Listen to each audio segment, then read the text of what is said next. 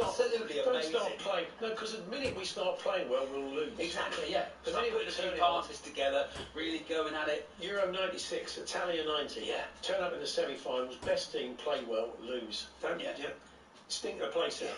Exactly. We say, Gareth and the boys, absolutely stink the place out. I watched Saturday night in the car, or listened to half of it in the car, and then sat outside the comedy club I was about to perform in the car. You're in Cardiff. Watching it on my phone, because I thought, I can't go into a Welsh pub. No.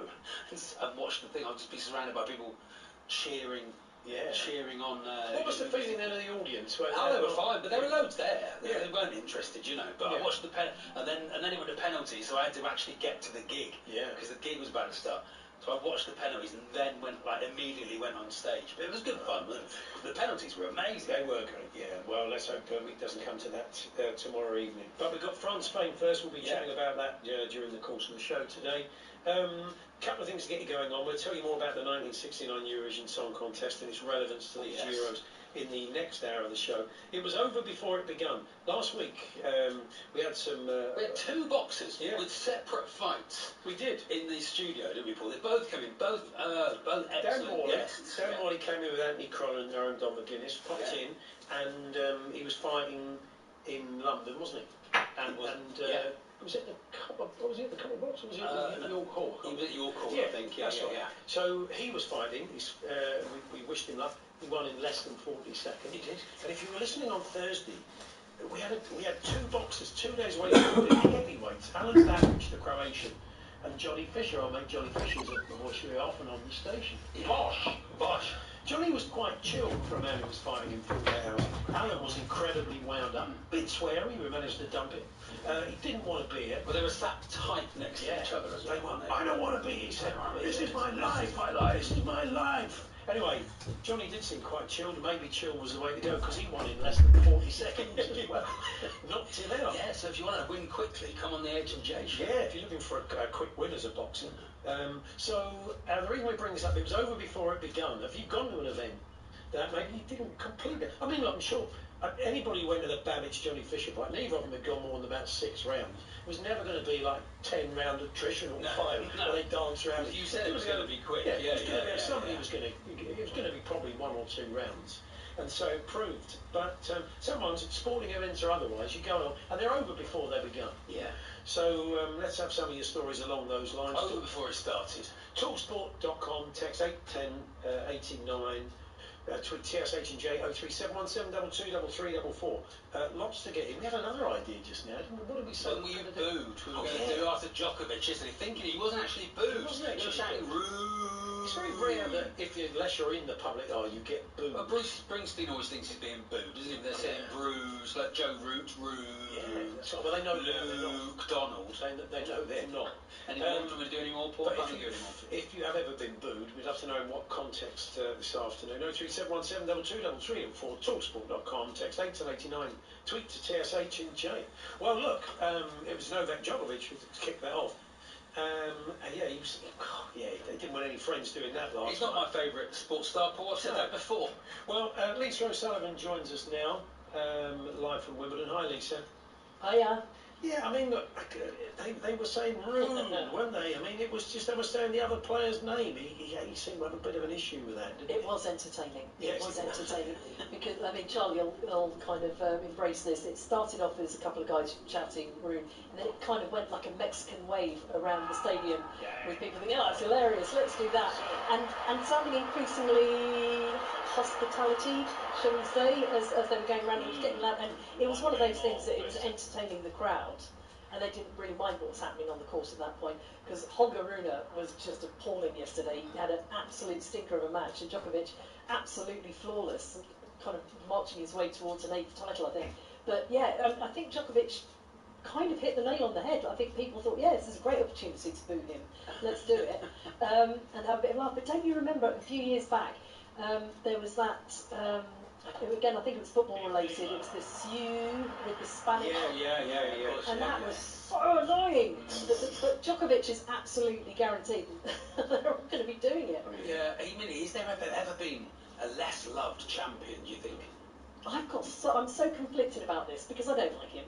but he is an absolutely brilliant tennis player. And you just look at him, you think, God, that's amazing, that's incredible. He seems to be made out of rubber. He did the splits yesterday on that dodgy knee, and then was up and marching away, and you thought, well, there's nothing wrong if he's had a dodgy knee. This is the trouble. You always got in there, because then whenever he goes down in he did have surgery. He's got like some grey sock over his knee. That's not going to give him any support. Have you seen it? The thing The grey sock. Looks like he's washed it badly. Looks like your nan's bandage on his knee.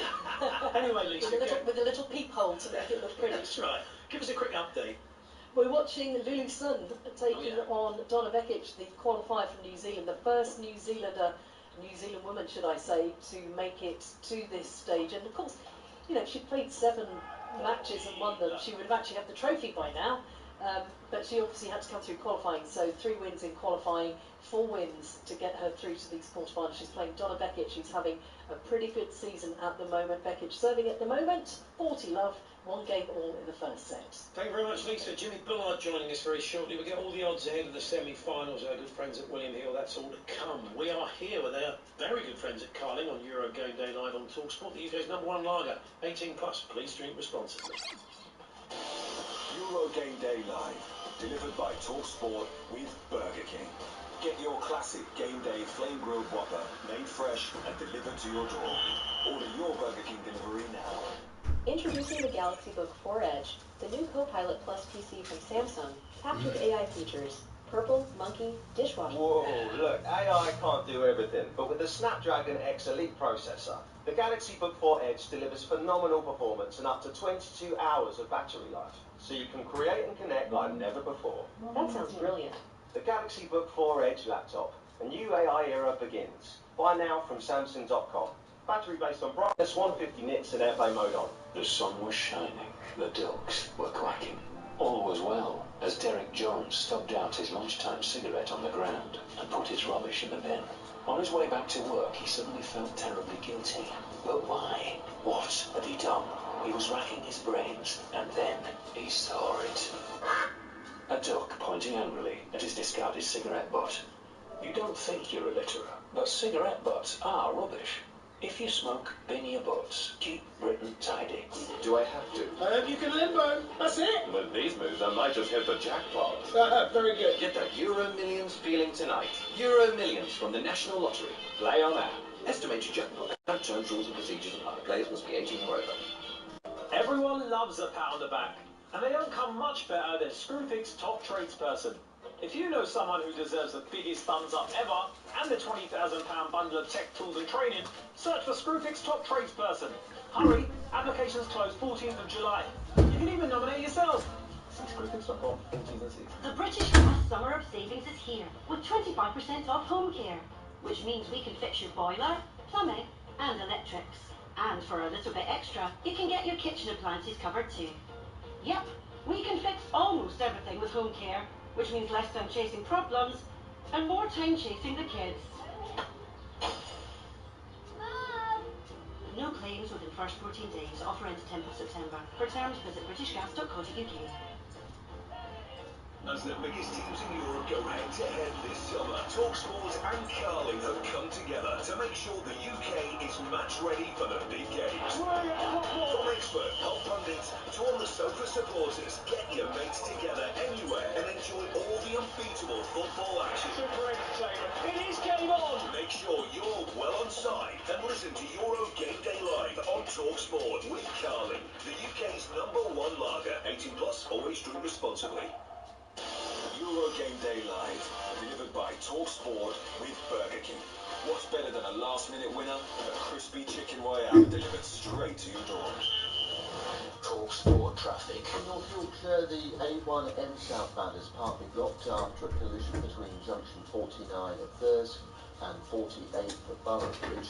In Surrey, delays on the N25 anti-clockwise. That's partly blocked after a collision involving a lorry just before junction 10 for the A3. And in Derbyshire, the M1 southbound is partly blocked after a collision between junction 25 at Nottingham and junction 24 for East Midlands Airport and the A453. I'm Adam Moore. How's 2024 of Germany? Brilliant finish! Tonight from 8, Spain versus France in the semi-finals. For France, it is sheer delight! Soccer punch your summer On talkSPORT.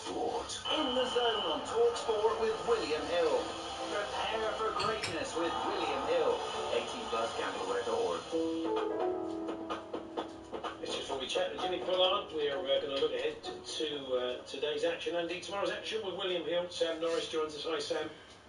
Afternoon, you all. Not too bad, thanks. Yeah, let's get some odds on tonight then. Yeah, indeed. We're looking at a potentially really tasty semi-final clash tonight where the market has it split incredibly evenly between the three results in 90 minutes. Spain is 7-4, the draw priced up at 9-5, and France at 2-1. So all three outcomes hovering at around about 2-1. It's been interesting that since the betting opened here, we've seen a little bit of support for France actually, who are 21-10 into 2-1. Obviously, they've been very underwhelming to this point, and Spain, for many people, have been the best side in the tournament. So it's interesting that France have just been shortened up a little bit. I think Spain probably look quite good at 7-4. They're 4-5 to qualify by any manner or means. So either winning the 90 extra time penalties, that could look quite good. Obviously, France's problems in terms of goal scoring have been well documented. They've just got that Mbappe penalty plus a couple of own goals. Spain to win to 0 is 29-10, and is something else that could appeal to punters. Equally, you could look at it from another point of view and say that, well, at some point, France, with all these quality players, are going to spark into life. We've got an epic odds offer on the match, which could look great, and this is for Kylian Mbappe to have a shot on target in 90 minutes, and that's even money out from 2-5. Mbappe might have been disappointing in terms of goal scoring, but he's had 8 shots on target in 4 games so far. Only Ronaldo and Havertz have had more, so even money for him to have a shot on target in the match looks quite good. And from a Spanish point of view, Dani Olmo has really warmed into the tournament the further it's gone. He's got a goal or an assist in each of his last 3 matches coming into this. He's 2-1 to score or assist in this one, but yeah, the market for those 3 outright results, almost a perfect 33% spread for each of them. I quite fancy both these games being level on 90 minutes. So what about tomorrow evening's game? Yeah, you'd think that the 90-minute draw would be popular as well, as you say, for the Netherlands and England clash. England are favourites at 13-8, the draw priced up at 15-8, and the Netherlands are 21-10. Obviously, the real theme with England games so far has been that they've been pretty dull watches. Under 2.5 goals has come in the 90 in all of their games so far. It's priced at 4-9, but he's a bet that just keeps winning. Maybe the Netherlands will draw England out of their shell a little bit. It's the most talented side that England have faced to this point, but that's a bet that's winning every game so far, so it's likely to be interesting again.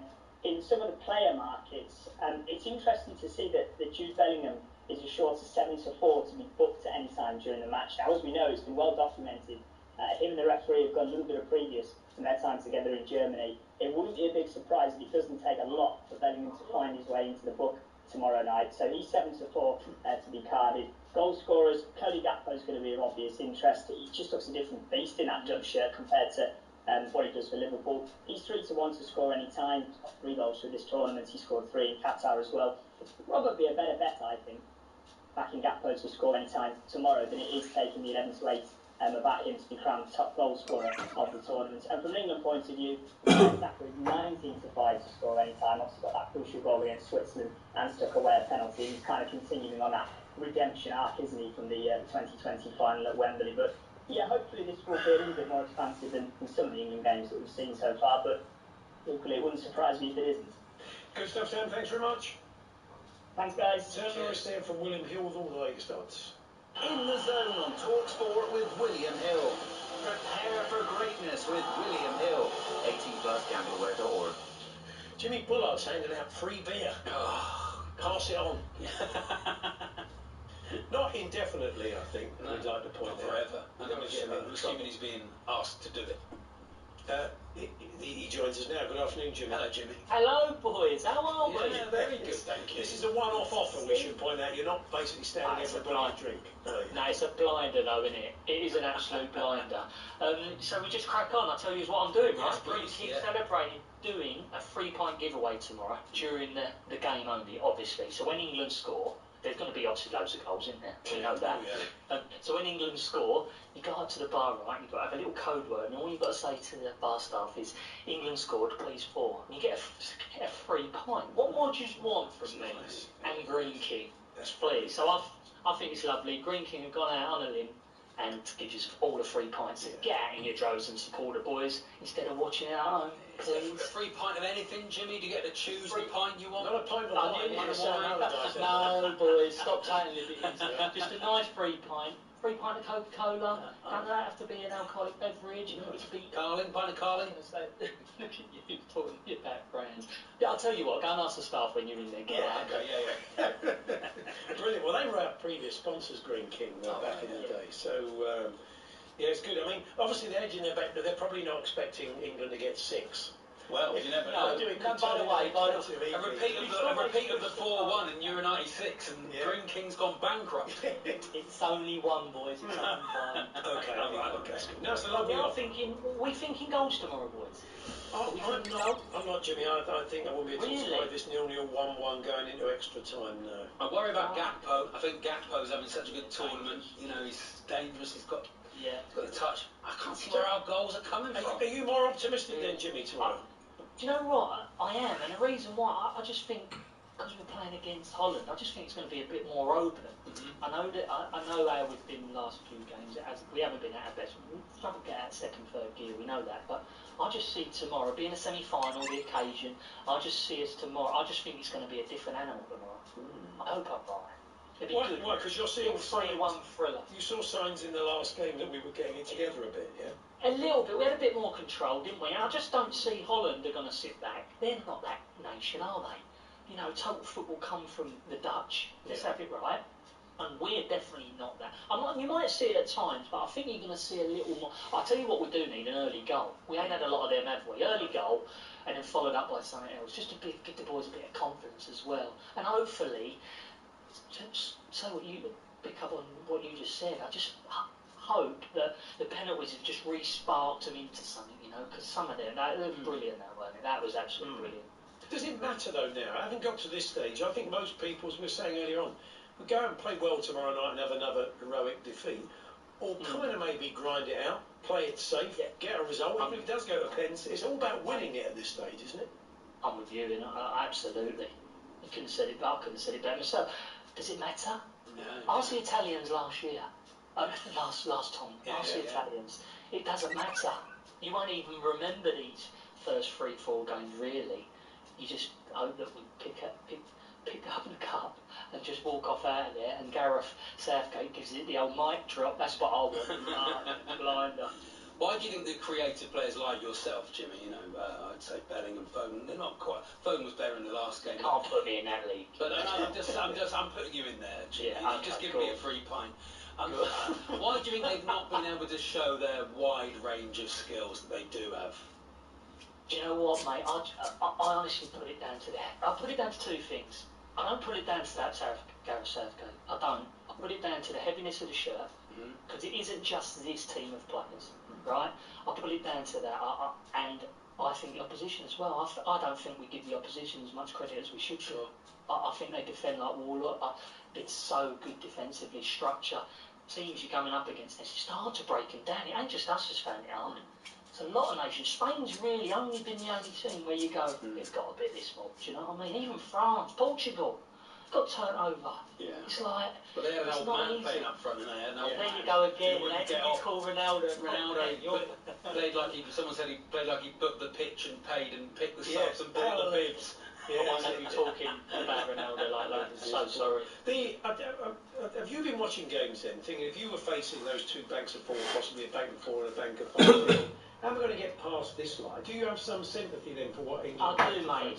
I do. You can see it on Stones. I don't know if you see that little bit. He's passing it to Walker. He's gone back to Stones, and he's trying to thread a ball that at Man City, 9 times out of 10 he threads it. But for England, that thread pass, that break in the line, he's just not there, and he's getting so frustrated. And it's like, I've really felt for him. And the higher you get out of the pitch, they're so compact.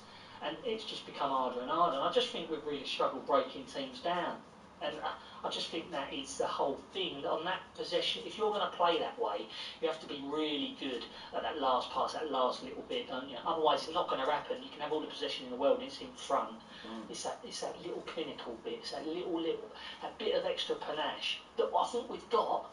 You know, Maynard and Foden I really like, and they've got it, you know. But just need to try and get it out. But it's difficult. Though. That final bit is the money in it. That's what we all pay for. That's why they're on. We get goals and we win tomorrow. Talk about the weight of the shirt. I think the weight of the Holland shirt, the Netherlands shirt, is about the same. You know, I think France and Spain played tonight, but they've won stuff recently. Holland, Really? the pressure is It's not as there. heavy as Ash. I disagree. It's not as heavy The as pressure on the Netherlands team is massive. The manufacturers, the weight of all these shirts.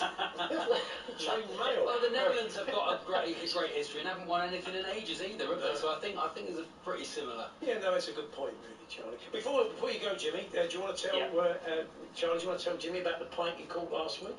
The pike, not a massive, but a little jack pike, a little summer jack How'd you pike. catch it?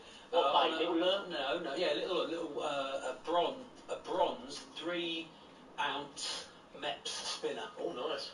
About as heavy as an England shirt. Yeah, it's nice. I like it though. What was the bait? That's what it was. That's what it was. The Meps spinner, the little 3-ounce. Oh, see, I need to know whether it's luncheon meat or a bit of cheese. No, it's metal.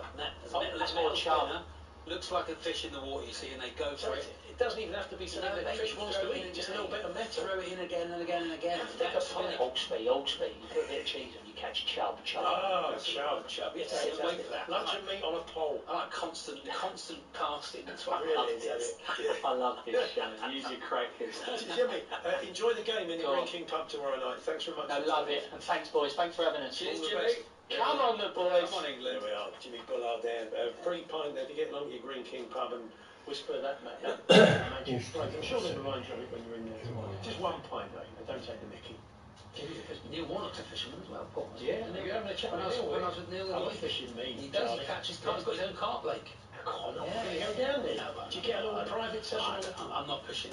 Yeah. Not pushing Come anything. on, Neil, invite Charlie down. Let's see if we win the league first. Okay. Yeah, you don't want to put yourself in a situation if you're singing Warnock out. Yeah. You know, don't say that. I'm on the bank with him tomorrow morning. Anyway, Steve Bruce joins us. I don't know if he's getting up to any fishing. He's gone out on the boat in Portugal. For swordfish. There he is. Yeah, swordfish. We'll find out. You are listening to the Fisherman's Blues? Of course not. But Steve Bruce is going to join us. Lee Westwood, Matty Ashton from the World of Rugby League. Lots of top guests. British Sport's ultimate mask wearer. All to come between now and 4. Euro Game Day Live, delivered by talkSPORT with Burger King. Get your classic Game Day flame grilled Whopper made fresh and delivered to your door. Order your Burger King delivery now. Book your next adventure with TUI and soak up sunnier scenes in Turkey or Mallorca. Take off from Humberside Airport and experience a break with great value deals on flights to your favourite destinations. So get ready to make memories that last and live happy with TUI. Financially protected by Apple. Delivered by talkSPORT with Burger King. Get your classic Game Day flame grilled Whopper made fresh and delivered to your door. Order your Burger King delivery now.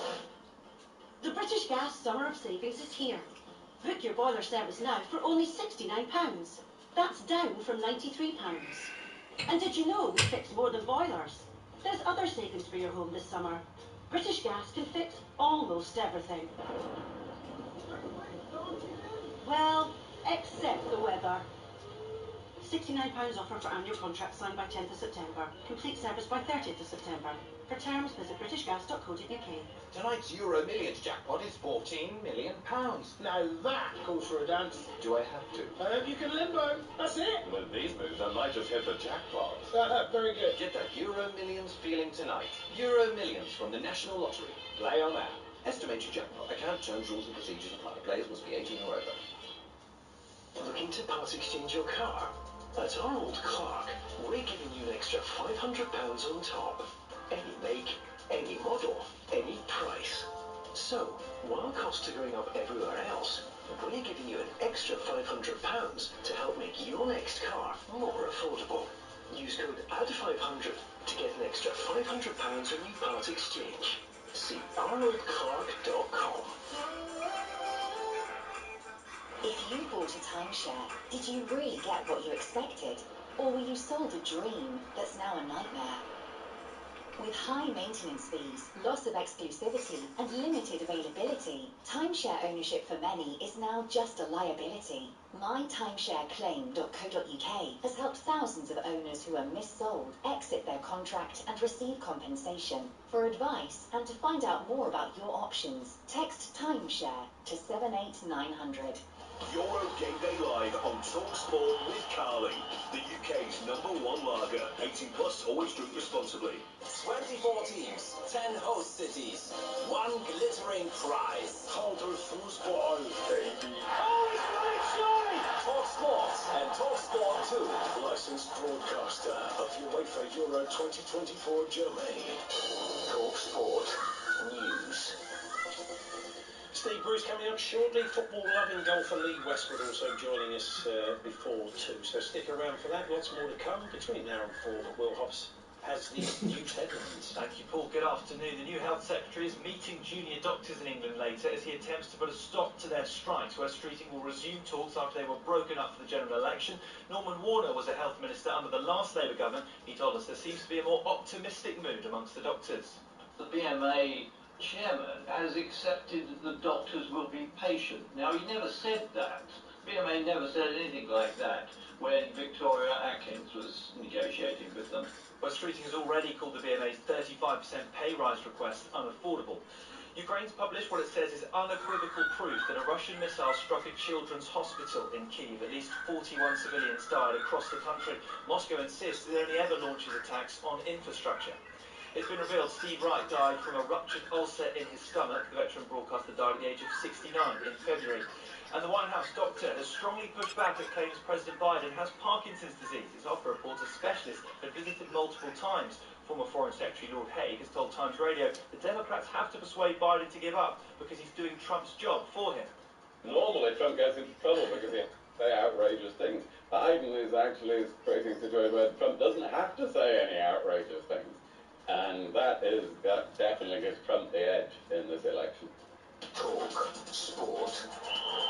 Emmanuel Petit has told talkSPORT France are so far from their best level heading into tonight's semi against Spain. And Craig Bellamy says he's passionate to bring continued success into Welsh football after being confirmed as Wales' manager. Ben has more at 2. In Dusseldorf, did Southgate's men score 5 cool-headed penalties? The Swiss vanquished, a job well done. England continue on their run into this week's semis. And all who heard should hear them there, and all should cry, beware, beware. Just 2 more games to take our chance. First the Dutch, then Spain or France. It's time to believe we can get through and see England's Euro dreams come true. Hear full, uninterrupted white-knuckle commentary of England versus the Netherlands in the Euro semi-finals. It is game on! Tomorrow night from 7 on talkSPORT. Official broadcast of UEFA Euro 2024 Germany. I think the most important thing is to win games. Winning games and getting through to the next round is for me the most important thing. Whether you play good or bad football, the most important thing is winning games. And at the moment we're doing that. We're winning games. Of course I would like to think that I can help the team when I come back in here. But yeah, like I said, I think the most important thing is winning. And at the moment, whether people like it or not, the way we're playing, how the team are playing, for us, we're in the semi-finals. That's all that matters. Luke Shaw, all about winning games. Something maybe a few of us are coming round to. Not Lee in heaven, though. Sorry, Len in heaven. Len says, why don't we play well and, go on to have an heroic win? Well, all very well. You pundits are too ready and willing to dumb down. Len, we'd all prefer that. But we've had too many heroic heroic defeats. Games where we've played incredibly well and not got the result. And if you're given a choice of not playing particularly well and winning, but playing particularly well and losing, what are you going to go with? I think it's when we're not playing well. What I think winds people up is when we're not playing well and then the subs don't come. That's what it appears to be where he gets a bit frozen. Whether that's on purpose and he knows he's doing it. It's either. I don't know how that is for a manager. I mean, in the Switzerland game, that was tested to the max, wasn't it? We've been chatting to Steve Bruce throughout the tournament. We haven't spoken to him since the quarter-final at the weekend. He joins us now, former Manchester United defender and Newcastle United manager. Good afternoon, Steve. Hi, Steve. Good afternoon, gents. Good afternoon. A number of football people subsequently said they were watching the game and they got that sense that maybe Gareth did need to change something just before the Swiss scored. Of course, they did make changes. And were you one of those people watching, saying, change it, put somebody else on, freshen it up a bit? Oh, well, I think I've spoke to you before, as a manager. Now, you I watch, this is how sad I've become over the years, you watch what sort of managerial tweaks that somebody will make, i.e. change your formation, change your personnel, and but you know, when he keeps making them, even though we were all ridiculing him, to be fair, when he was bringing on Tony with 1 minute to go, all of a sudden he has an impact. So you can't argue against it, you know, when he has changed it and moved people around, they have responded, we have scored, and of course, we keep getting over the line, which is a nice habit to have.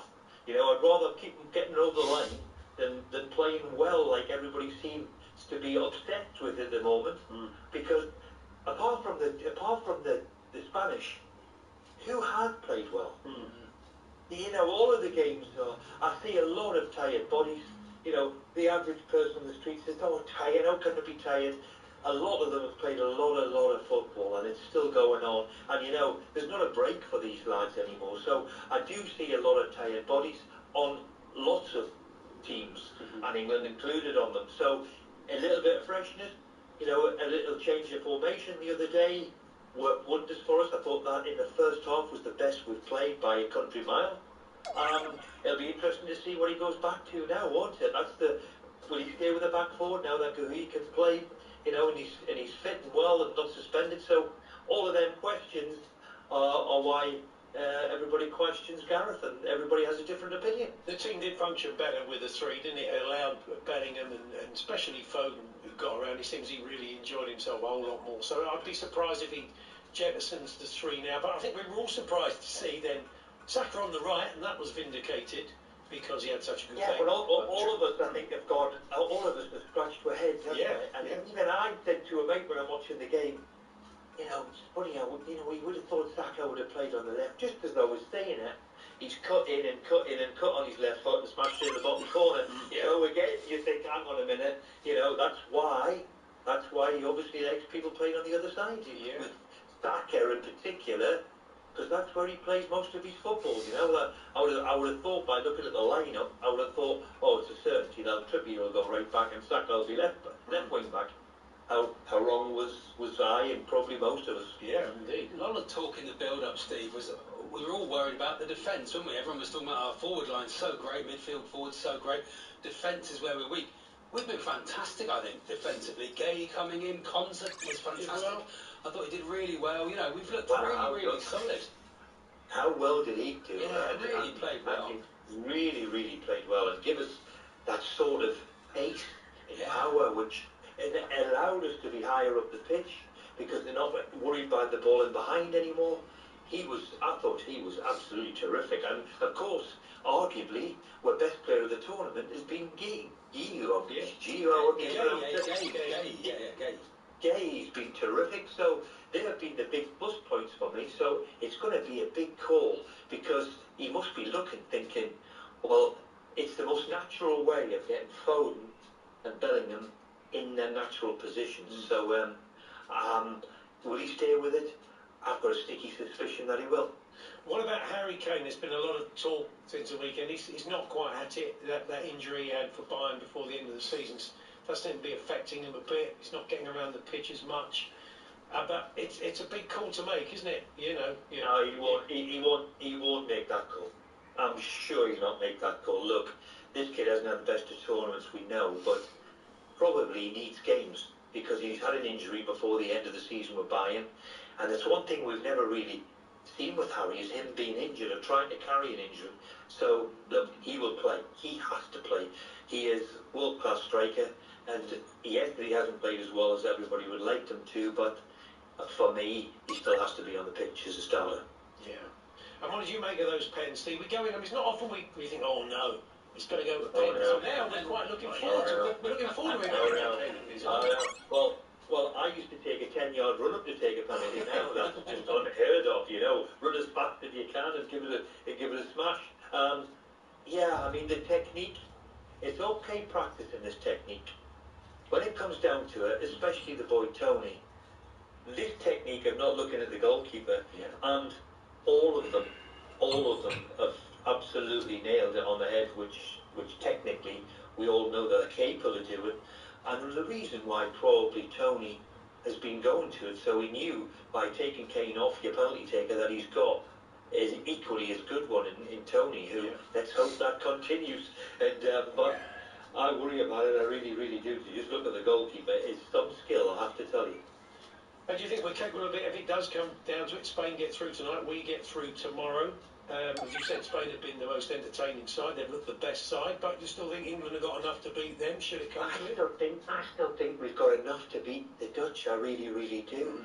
I mean, you know, the French haven't really played well because their superstar has been carrying an injury, facial injury, as we know. That must affect you by trying to play with the mask. You can't be 100% when you know that's on your face. So. Will Mbappe come to the party? You know, that the real top player that he is. It's a toss-up, isn't it? But the Spanish have played very, very well. It's a big game, that one tonight. I do believe that England will get through. I do believe we'll be too strong for the Dutch. Excellent. Yes, so you're right. We've got to go. We have got to go. Steve, we'll let you go. We'll enjoy the games, and we'll catch up with you hopefully before the final as we build up to England in the final in a couple of days. Thanks very much. Nice to speak to you, lads. Thank you. There we are. Steve Bruce, former Newcastle United manager. Lee Westwood joining us very shortly. We'll talk a bit of football with him. Lee loves his football. Big Forest fan, of course. But before all of that, Lisa O'Sullivan gives us an update at Wimbledon. Yeah, not much to choose between Lulu Sun and Donna Vekic at the moment. 3 games all in the first set. Deuce. I would say that Sun seems to be relaxing a bit more. We're seeing that fantastic lefty forehand of hers scoring some big points. On centre court, we've got the Fox versus the Octopus. Yannick Sinner, the world number 1, taking on Daniel Medvedev, the number 5 seed, and it is on serve. Medvedev leading by a game to love. Thank you very much, Lisa. Yeah, back to Lisa a little bit later on. Yes, we're going to talk a bit of golf and some football with Lee Westwood joining us later on from the world of rugby league. Matty Ashton, Warrington and England. Warrington, if you were listening to Jim earlier on, you'll be aware of the fact they're off to Vegas to play in a game. Big festival of rugby league over in Vegas, and we'll get Matty's take on that. I think he likes his football as well, so we'll talk a bit of England football. That's all to come. We're here with Burger King. Bring home the ultimate food satisfaction. Get your favourites delivered now. Euro Game Day Live on talkSPORT with Carling, the UK's #1 lager. 18 plus, always drink responsibly. You took the stand at the trial of the century. Well, you cooked up an omelette. Then you led 10,000 horsemen to the ice queen's defense. While you battled with the office printer. And you discovered we may not be alone in our galaxy.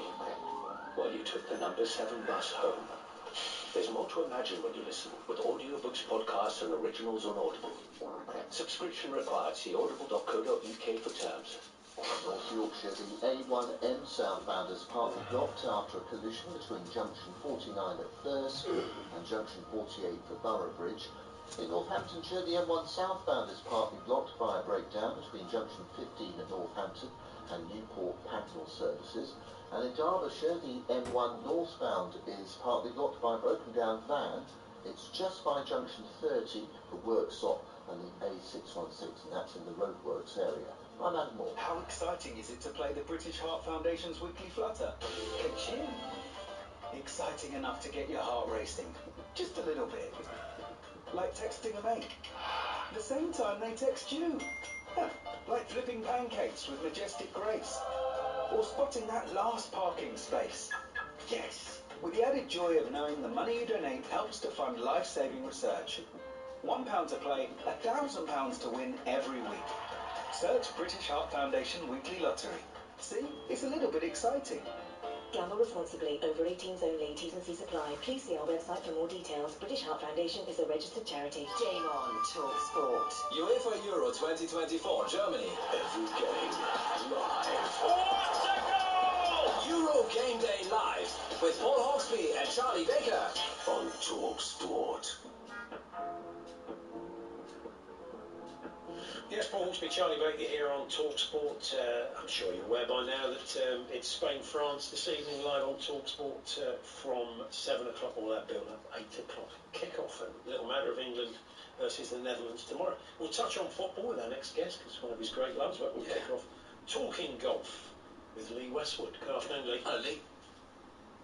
Hello, fellas. How are you? Yeah, not so bad. Not so bad. Yeah. Good.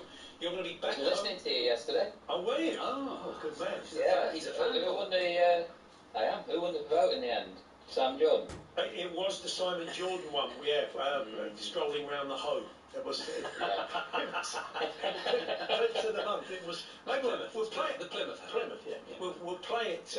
We'll play it for you, Lee, just before you go, in case the listeners missed it. Yeah, so you're back in the UK, you and Ian Poulton, and you're playing at a place I was going to call Rochester, but I've looked it up, and it's apparently called Roaster. Really? Yeah. Oh, that's in 2 weeks' time. Yeah. I'm actually in Spain. Oh, I'm actually in Spain. Oh, you are at the moment? Yeah. That's right. We've got yeah. No, I was going to say, that's what we Valderrama. Oh, okay, you're at Valderrama at the moment. Oh, lovely. Beautiful. Yeah. We were going to look into the JCB Golf and Country Club event at Roaster, where you're going to be playing in a live event, and that's in a couple of weeks. So, but you say you're in Valderrama at the minute? Yeah. Yeah, we've got a live event here this week, so I suppose being in Spain, but cheering on to Spain. Oh, yeah. We're struggling a little bit with a line, Lee. We're going to try and get Lee back on a slightly better line. It's good to know he didn't listen to the clips of the month. Yeah, big fan. So let's find the winner. We'll get our producer to find the winner and we'll play it before the end. It was a West Country corner. Roaster pub. I've never been to Roaster. Nor have I. I've never been to Roaster. Have you ever been to many? I think we've got Lee on a slightly better line. Lee, we've got you again. I understand. Yes, I'm back. Brilliant. I sound good. So where are you going to watch tonight then? Where are you going to be watching the game? Oh, let's find a bar somewhere and a glass of San Miguel, I suppose. Very, very pleasant. On the live front, is the situation getting easier? I mean, it wasn't easy at first. There seems to have been a bit of a thaw in relationships. There's a long way to go, but are you feeling better and a little bit more optimistic about the future now? Yeah, I think people are starting to accept it more. It's the view to it's softening a little bit. So, it was a threat in the early stages, and people are very competitive. So, they saw it as a real threat, I guess. Do you feel like it's improved your game, Lee, playing in a slightly different way and having to think differently about the game? Has that given you a sort of fresh impetus? It's definitely given me a fresh impetus, after sort of 28 to 29 years playing on the PGA Tour and the European Tour. It was, with the team element involved, it was a bit of a breath of fresh air for me and a new way to approach the game. So, I've got a kind of fondness for it again and still working out. I've only ever been to live golf. The first time I ever went was the Celtic Manor Ryder Cup. Yeah. And I've never seen a professional drive. I've played a lot of golf, but never seen a professional drive in my life.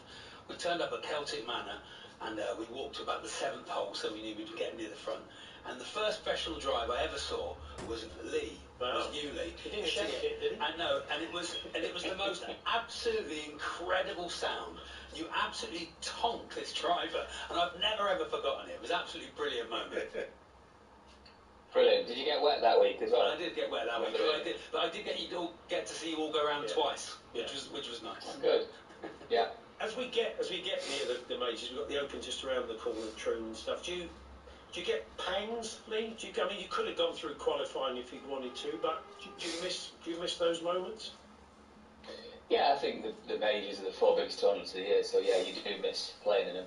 I couldn't qualify for the Open Championship this year because I was playing in the US Seniors Open, and it made it impossible to try and qualify. But the seniors majors are quite an interesting thing. Once you hit 50, all the guys on there are still ultra competitive, and got all these legends of the past on the range with you. So the physio unit's very busy on the seniors majors.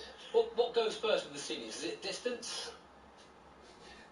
I think so, yeah, although the golf course is a little bit shorter, as far as I can see. And then bodies break down. And so what sort of age, what's the upper limit to the players that are playing on the seniors tour, Lee?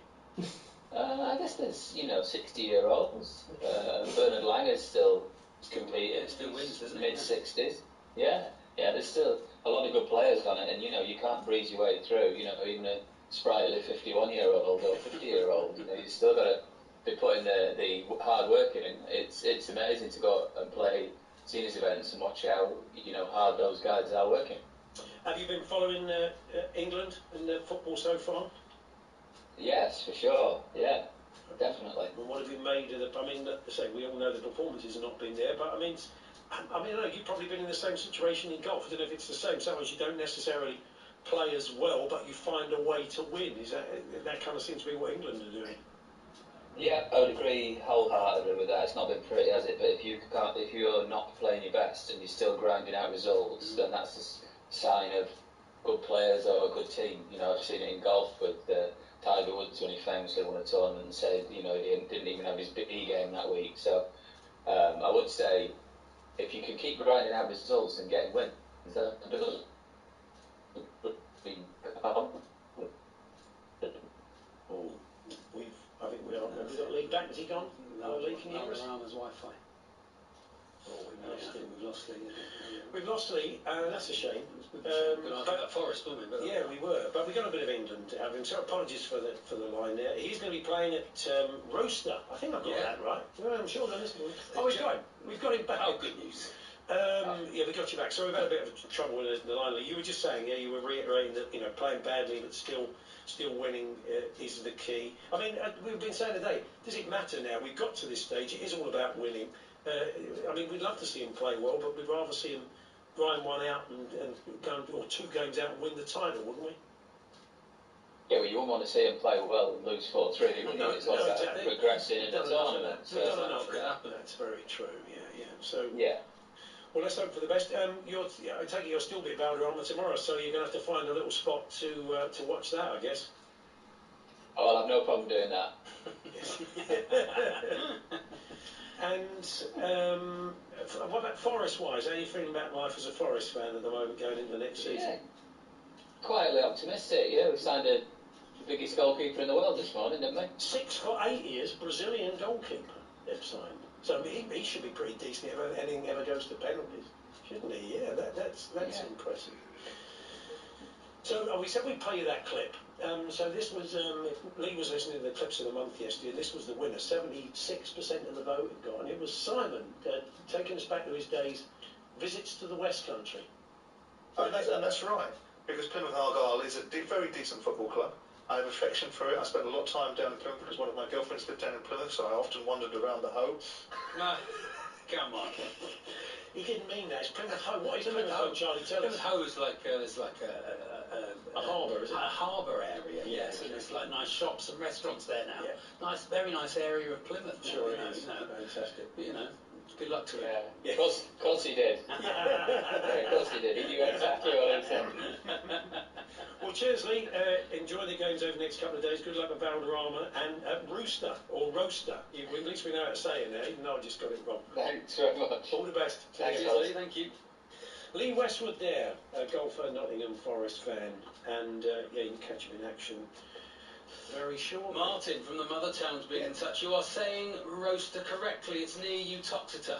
Thank you very much. There we Martin. are. Thank you, Martin. Thank you, Martin, for that. There we are. I'd love to have seen Simon Jordan down in Plymouth. They wouldn't understand a word he said down there, Paul.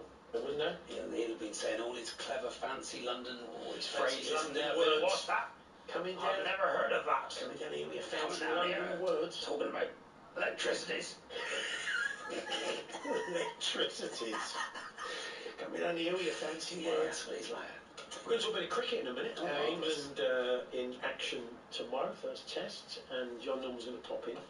And I've got some great emails and texts from you on all manner of things. Yeah, the phrase, not football again, apparently has been coming up quite a lot, yes. A lot of households. And when did you get booed? We've had a few of those. When did you get booed? You got booed in some very unlikely circumstances. So that's all to come. Still joining us today, British sport's longest-serving mask wearer in the Mbappe envelope. We get some insight into that. And Matty Ashton from the World of Rugby League, plays for Warrington Wolves. They are off to Vegas to take on Wigan next March. Beautiful. Yeah. What could possibly go wrong? Lots and lots of rugby league players in Vegas, including a load of Aussies and stuff from the NRL going to be there. They're going to have some party. I'm sure, of course not. It'll be a very, very serious sporting event. But anyway, well, it's a regular season game, I guess. We'll be we'll be chatting to Matthew a little bit later on in the show.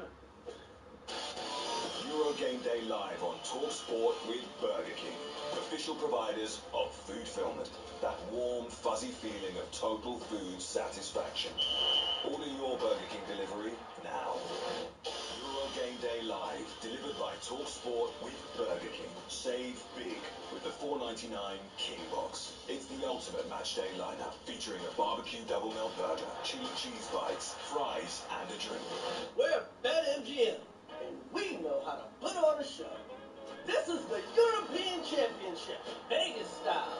At BetMGM, we've got something for every football fan. Bet builders, actors, price boost, and daily specials. Plus, new customers bet £10 and get £60 in free bets. Tournament football just got going. BetMGM, it's showtime. New customers only. Wagering requirements and conditions apply. 18 plus. Please gamble responsibly. Looking to part exchange your car? At Arnold Clark, we're giving you an extra £500 on top. Any make, any model, any price. So, while costs are going up everywhere else, we're giving you an extra £500 to help make your next car more affordable. Use code ADD500 to get an extra £500 on your part exchange. See arnoldclark.com. TikTok, official sponsors of Team GB, and here's Olympic heptathlete Katarina Johnson-Thompson for Great Britain. I started athletics when my PE teacher said, "Why don't you give high jump a go?" And I've been obsessed with athletics ever since. Now, when I want to start something new, I start on TikTok. Like recently, I searched for Book Talk. It started with a gripping whodunit. Now I have a reading list that's 800 meters long. Search Team GB on TikTok and follow the journey to Paris. It starts on TikTok. Euro Game Day live on talkSPORT with Carling, the UK's #1 lager. 18 plus, always drink responsibly. On 1089 and 1053 medium wave, on DAB, online and on your smart speaker. Official broadcaster of UEFA Euro 2024, Germany. talkSPORT. Talk Sport. Yes, building up, of course, to a huge night of football tonight. First, we've got talkSPORT Drive, Euro Drive, with Andy Goldstein and Andy Townsend at 4. Then it is Spain versus France, the first of the two European Championship semi-finals. Build up from 7, kick off at 8, and the Sports Bar is the place to be at 10 with Jamie O'Hara and Jason Cundy. Who's going to get, has anyone seen? He's going to have 2 lined up, isn't he? Pepe Le Pew. Going to have to go through the lot, isn't he? Have all of his Julio Iglesias. He'll have the lot lined up, Jason. Charles hasn't. So who's going to get it in the neck at 10? You'll find out after the game. But first, Ben Fletcher has the sports headlines. Good afternoon. Straight to Munich, where the French fans are optimistic and the Spain fans feel destiny calling as they can count down to kick-off. We weren't one of the main favorites for this tournament, so now we don't have nothing to lose. Just hopefully we can win it. I feel okay, yeah, because we reached until the semi-final without putting any goal. I think we can continue like this. Maybe I probably will do a second 0-0. That was close. Far from their best, but Euro 2000 winner Emmanuel Petit has told talkSPORT attack versus defence will suit the French tonight. This opposition tonight, I think this is a dream for France. This is the best team we're going to meet in this tournament so far, but the way they play, they get the possession of the ball. We like that. We don't like to get the possession of the ball. talkSPORT bring you live commentary from Munich tonight. Kick-off is at 8. Ahead of the other semi, all the England players have trained, which bodes well for Luke Shaw's hopes to start against the Netherlands. The defender says he'd rather beat opponents than entertain the masses. I think the most important thing is winning, and at the moment, whether people like it or not, the way we're playing, how the team are playing, for us, we're in the semi-finals. That's all that matters. We'll hear from Harry Kane and Gareth Southgate later this afternoon. England versus the Netherlands is live on talkSPORT tomorrow evening. Craig Bellamy can't wait to get started as Wales manager, his first senior role. Bellamy says he'll give his full commitment and is passionate to bring continued success into the Welsh game. And Ben Stokes says the occasion of his last ever Test match won't get Jimmy Anderson's head tomorrow. I can tell you that his main focus is about going out there, taking wickets and trying to win this game for England as much as he can, and then, I'm sure when we're done here this week, that's when the sort of everything else will take over. The first Test gets underway tomorrow at Lord's. There's a full preview on the talkSPORT Cricket YouTube channel. talkSPORT. news. The new health secretary says cutting waiting times is his #1 goal, as he says people can be optimistic about the future of the NHS. And Dyson has revealed plans to cut 1,000 jobs in the UK. Emma has more at past. talkSPORT weather. Feeling breezy this afternoon, though that rain is moving up and out of England and Wales. It will be wet in Scotland into this evening. talkSPORT, official broadcaster of UEFA Euro 2024 Germany. Live commentary of every game. Achtung, baby! Euro Game Day Live with Paul Hawksby and Charlie Baker on talkSPORT. Good afternoon, Paul Hawksby, Charlie Baker here on talkSPORT from the World of Rugby League. Warrington Wolves' Matty Ashton joins us to tell us what the boys make of their forthcoming trip to Vegas. Yes. Actually, I think England's women are going over as well to play an international, so it's a big festival of rugby league. We'll tell you more about that later. Alex Cook joins us, got some transfer stories. When was you booed? Novak Djokovic thought he was being booed last night. He wasn't. They were just saying his opponent's name, but you know, he got the hump. This is quite sad, really, from one of the listeners. I once got booed off doing karaoke in a fairly rough pub in my hometown of Seaham in County Durham. I sang Don't Stop Believing. It was quite embarrassing, and I've never done karaoke again. Sounds to me like you stop believing. I will say, don't stop believing, unless you've got it in your pipes. Oh, yeah. Don't even try Journey it. songs generally. Don't take it on. He had quite the range. And the other one not to take on is Aha, Take On Me. Oh, You know, it's all very well in the verse, but when you've got to get to take me on, that bit. Frank Skinner does a wonderful bit about a bloke in a pub doing karaoke singing Can't Take My Eyes Off of You, but I'll let Frank tell you that next time. Very nice. There we very funny. Anyway, I got booed a couple of weeks ago at Alton Towers. It's still the other Tony, he's in Stockport. We were lucky enough to have fast track tickets. Yeah, I'd have booed you. Yeah. And we got booed by people waiting in the long queues when we breezed in and got straight to the front. Well, we bought the tickets. Yeah. You paid the bought money. the ticket. I still boo. Yeah. Privilege. That's good. Privilege, Phil. Fantastic. So, talksport.com, text 1889 through TSH and J, 03717223344. Very happy to hear from French and Spanish fans. We're going to chat later on to a Spanish-Welsh fan, Ignacio Lopez. Yeah, funny guy. But if you're a Spain fan, looking ahead to the game tonight, a France fan, 03717223344.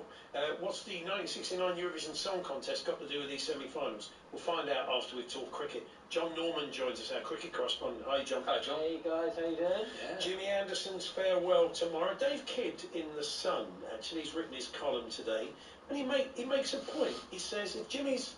I mean, it's a send-off. It's a farewell to a great player, but it is a proper test match. It's not a friendly, and he says...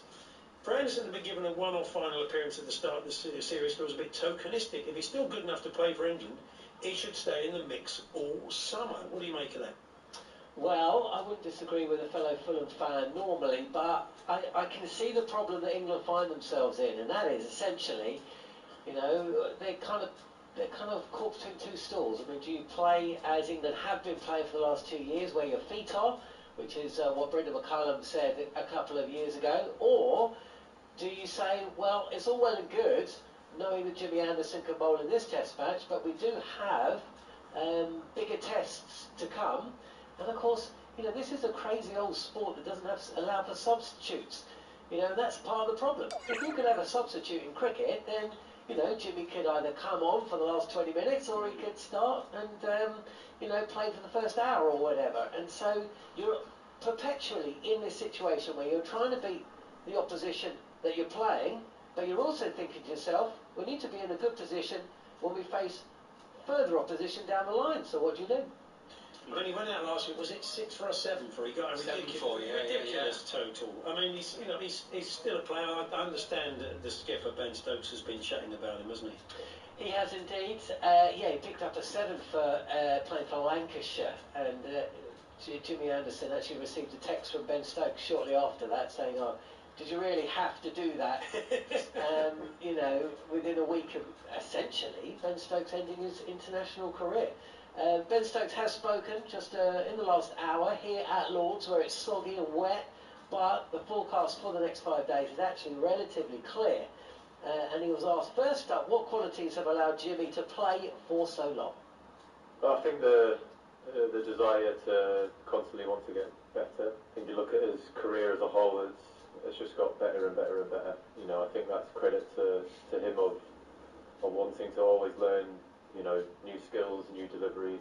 And when your career gets better and better over the years, I think that shows that that person's got a desire to not think that they're the finished article. So, you know, 41 years old, 187 games so far, since he's 188. Just incredible ambassador for fast bowling. If any young kid was to look up to someone to try and emulate, I don't think we're looking too far past James Anderson from a whole package. That's Ben Stokes. It's not all about Jimmy, is it? I mean, there's some interesting stories around it. Gus Atkinson making his red ball debut for England. There's plenty of stories. There always is, isn't there, ahead of the first test of the summer. Jimmy Anderson, of course, will play this test, and he'll have to play. And one of the points that Steve Harmison's made on the following on podcast, you can check that out on the talkSPORT Cricket YouTube channel, is that when he came into the England side, you know, there was an established opening partnership of Darren Gough and Andy Caddick. And then, of course, Harmy came in, and he opened the bowling for many years with Matthew Hoggard.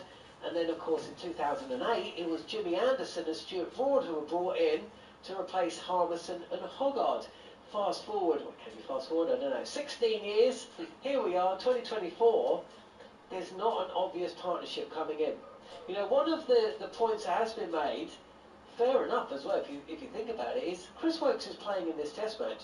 And one of the reasons that Jimmy Anderson has essentially had his career cut short is because he's not seen as a bowler that England will be able to rely on come the Ashes at the end of next year. But nor is Chris Woakes. Chris Woakes hasn't played a test match overseas since 2022, and nobody's expecting Chris Woakes to take the new ball against Australia at the back end of next year. But England do need some experience in their bowling attack to help the next bunch of players to come through, whether that's Gus Atkinson or Dave Pillington or whoever. It's going to be a fascinating summer just trying to work out who England's bowling lineup consists of, because of course there are other changes, as you say. It's not just about Jimmy. Shoaib Bashir is now England's first choice spinner. He comes in ahead of what was, up until very recently, one of Ben Stokes' main men, Jack Leach. So that's a big change. We've got a new wicketkeeper, Jamie Smith, doesn't even keep wicket for Surrey regularly.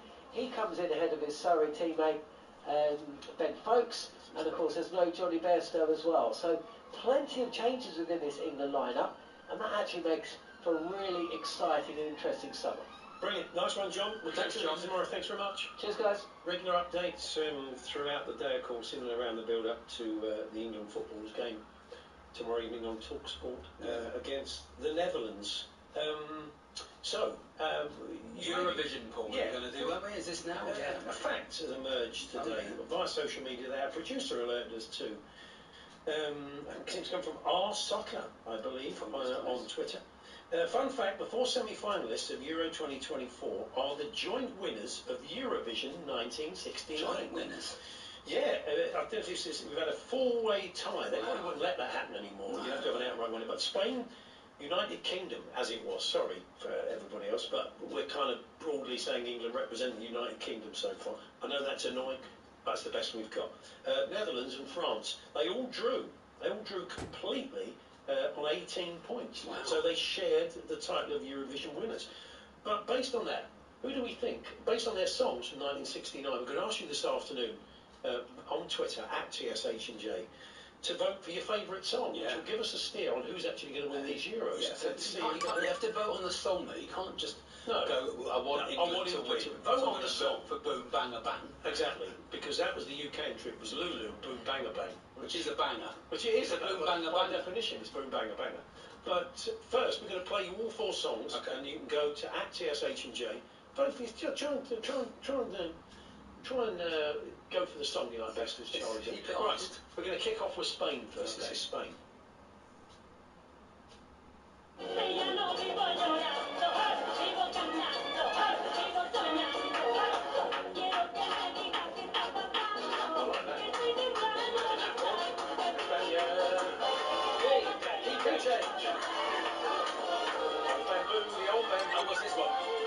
It's Lulu in the UK, oh yeah. See those arms? But Oh, whack it up, whack it up. Pounding away, pounding away. Leave it. Boom, bang, bang, bang all the time. This is the Netherlands.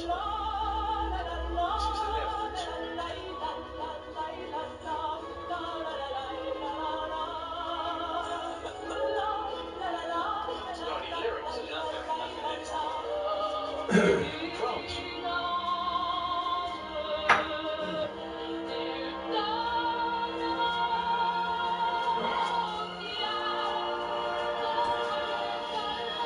French song, isn't it? That's very nice. It was quite emotional, the last one, wasn't it? So Spain was a bit of in the Viva España, It was wasn't pretty good, wasn't Boom, it? bang, a bang, loud in your ear. Yeah. The Netherlands was a bit sort of folky, wasn't it?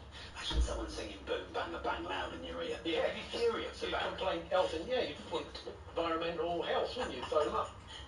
And France was just very French, wasn't it? Yeah. It was painful. They all sounded like a song. If I had 8 or 9 pints, Paul, and you said, sing me... You've had 5. She said, sing me a French song. I go, okay. Yeah. Ah. Well, the start of that, have you ever heard the Kenneth Williams routine that he does when he's saying My Crepe Suzette? It did feel a bit like that. Yeah, a little bit like that. So, the Spanish one. Okay. Can we hear them quickly again or not? We've got a break now. Let's... What do you hear? them? Go on, very quickly. Again, one more time. Let's refresh your memories. We won't interject. Here we go. Spain. What's your favourite?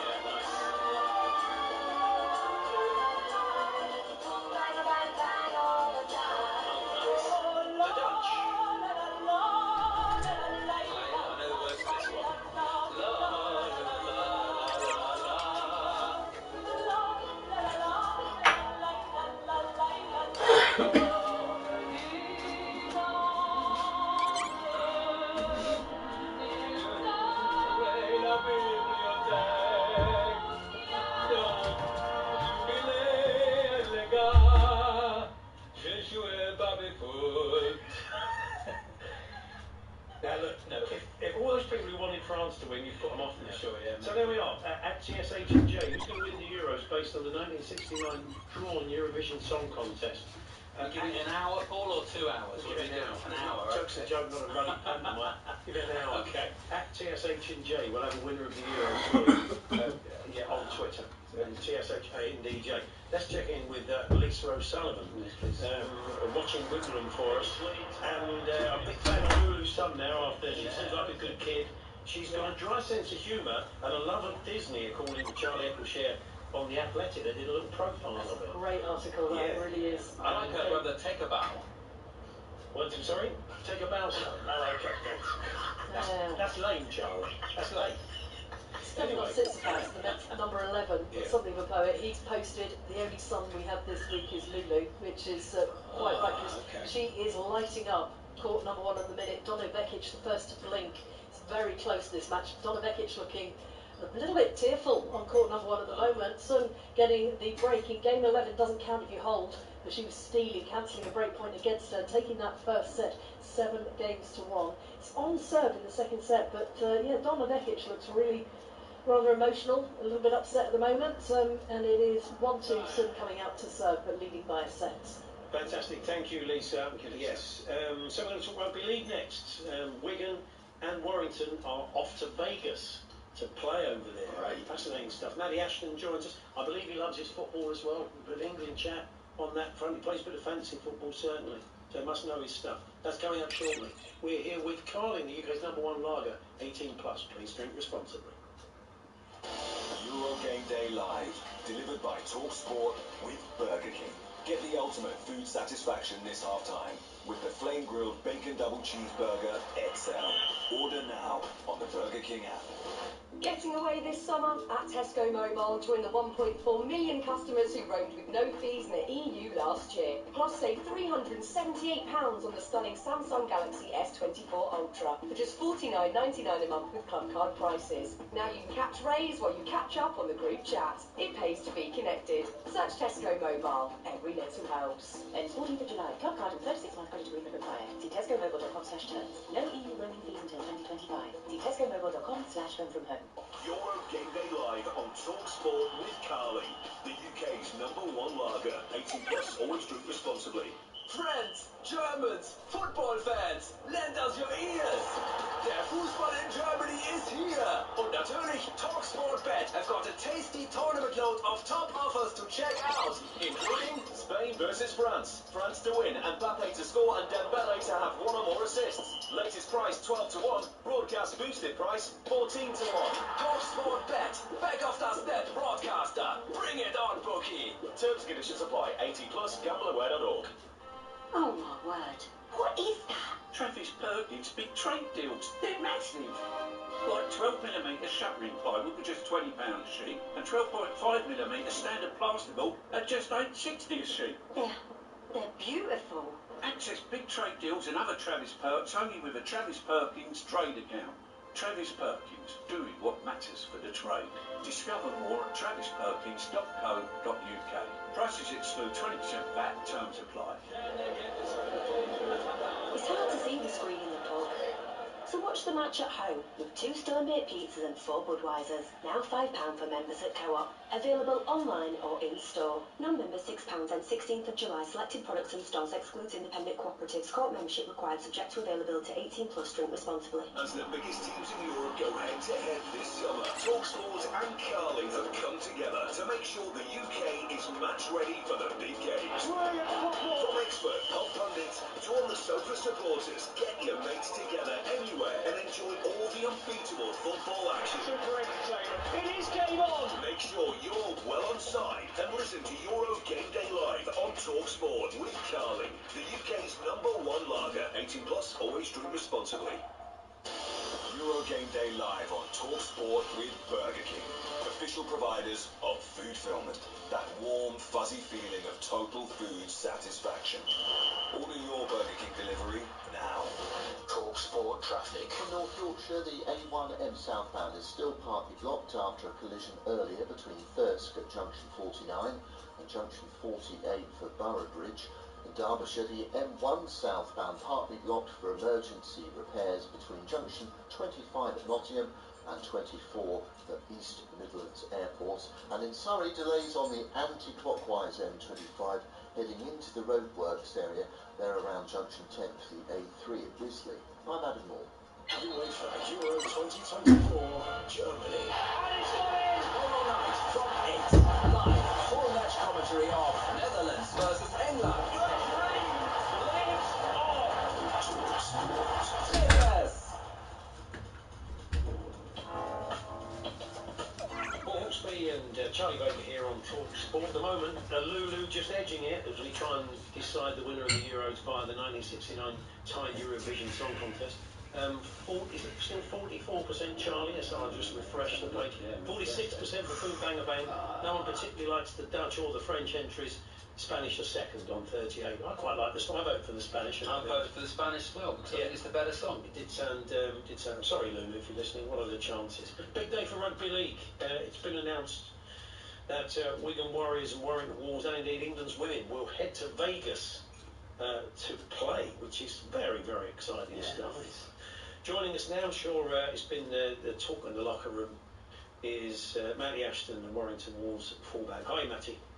Hi mate, how we doing? Yeah, good, thanks. It's an exciting prospect, isn't it? This? Yeah, definitely mate. I think all the boys are really excited, not just for the game of rugby league, but for the town of Warrington itself. It's a real chance to expand the game of rugby league, and it's something we're all really excited for. Yeah, I imagine the fans of both clubs will travel in numbers, won't they, out for it? So what a fantastic trip. Yeah, definitely. I think I've seen it all over social media, the amount of fans who've already booked the tickets. I think when NRL went there last year, they had over 40,000. I'm sure two big clubs like Warrington and Wigan will travel in numbers and hopefully get as many as they can there. It's right. I mean, the game wants to expand and wants to get. We had Wolfpack around for a little while from Canada, so it's great that there's, it's a big global shop window for a fantastic sport. Yeah, definitely.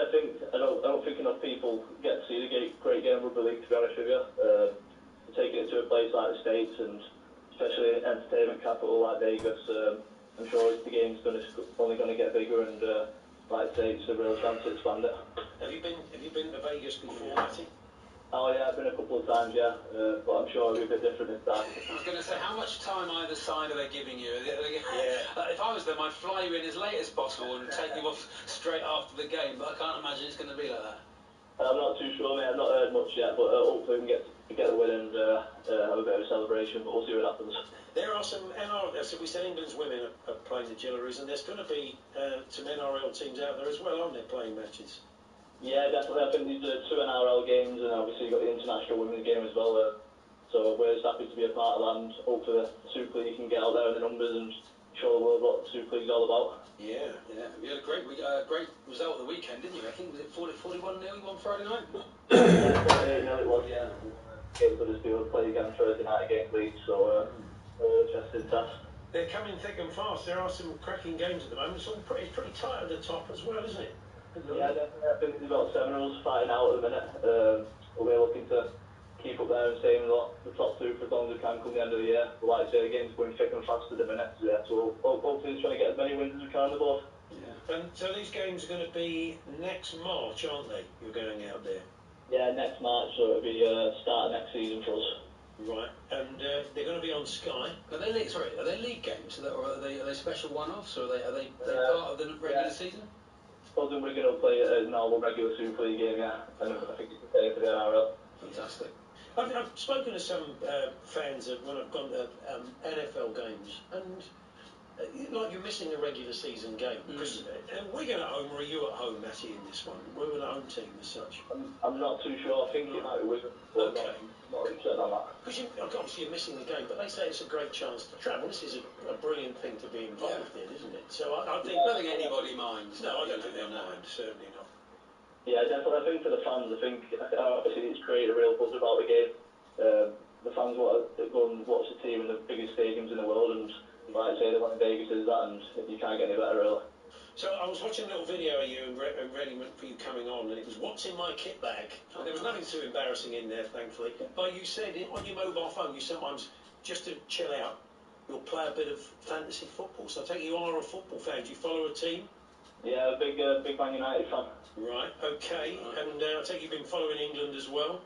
Yeah, definitely. I've been watching them every game. Excited for tomorrow night now. Yeah, how are you feeling about it? Again, with the debate has been raging today. Is it about entertaining or is it about winning? As a professional sportsman, I guess you'd say it's about winning. Rather grind a winner, I suppose. It's definitely about winning, but being a football fan, I like to watch entertaining football. Obviously, it's not been that, but like I say, we've been getting the wins, and the Netherlands will be a big test, won't they? So all we can turn it on. But you've probably been in games where you collectively or even individually have not had your best game, but you've found a way. And I'm sure there is a beauty and a satisfaction in that as a professional sportsman, isn't there? Yeah, you always have it in the back of your mind, knowing when you come off the pitch that you've not played your best game, but you've still got to win. And like I say, I'm sure them players will be thinking that now, and hopefully once they do turn it on, it'll be even better. And we'll knock a few goals in, but like I say, it's knockout football, isn't it? So absolutely, yeah. Well, look, I'm sure you'll all be counting down the days to Vegas. You've got a lot of rugby league to play before then at the end of the season. Good luck Thursday. Good to talk to you, Matty. Thanks, Matty. Thank you, pal. Catch you later. Cheers. There we are. Very exciting times for those two teams. That was a good season, I think, wasn't it? Yeah, they are. And the league's all quite tight. I haven't joined second, possibly. I've not looked at the table recently. Matty Ashton there, Warrington and England. Very nice. And Stuart Pearce, the big Wire fan, he's already booked his tickets. Oh, is he? He's going over, yeah. Love that one. I think he's all sorted. Won't be able to talk. He goes a lot. You know, he's wearing that, Stuart. Yeah, I know. It's a big time. Yeah, that and the Stranglers, isn't it? Warrington Wolves and the Stranglers. Together. That's all he has time. Really, it's a perfect night, isn't it? Exactly. The Stranglers run in Vegas that weekend. Yeah. Stuart Pearce will be punching the air like when he scored v Spain. I think he probably will. See if we can make that happen for him. He's, of course, your co-commentator alongside Jim Proud for tomorrow night's game against Holland. Before that, we got a little matter of Spain, France. We'll build up to that over the next hour and a bit. But what about the 1969 tied Eurovision Song Contest? We're asking you to check out the songs. We played them to you earlier on. What's your favourite? Go and vote for your favourite, and that will give us a steer, because all the 4 countries that are playing in the semi-finals were tied in the 1969 Eurovision Song Contest. We've discovered today. Well, Lulu's...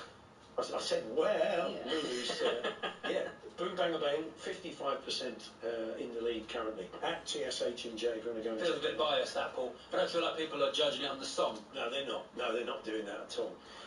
So still to come, we're going to be chess boxing, and we're going to be looking at some of the transfer stories today. Arsenal are going to do a bit of business in Italy. Oh, okay. We'll tell you more about that in a few moments' time. We're here with Carling, UK's #1 lager.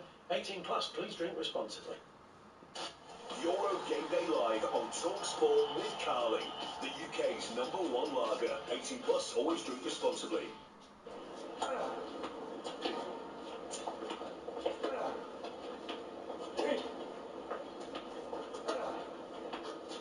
If an Audi's on your mind this summer,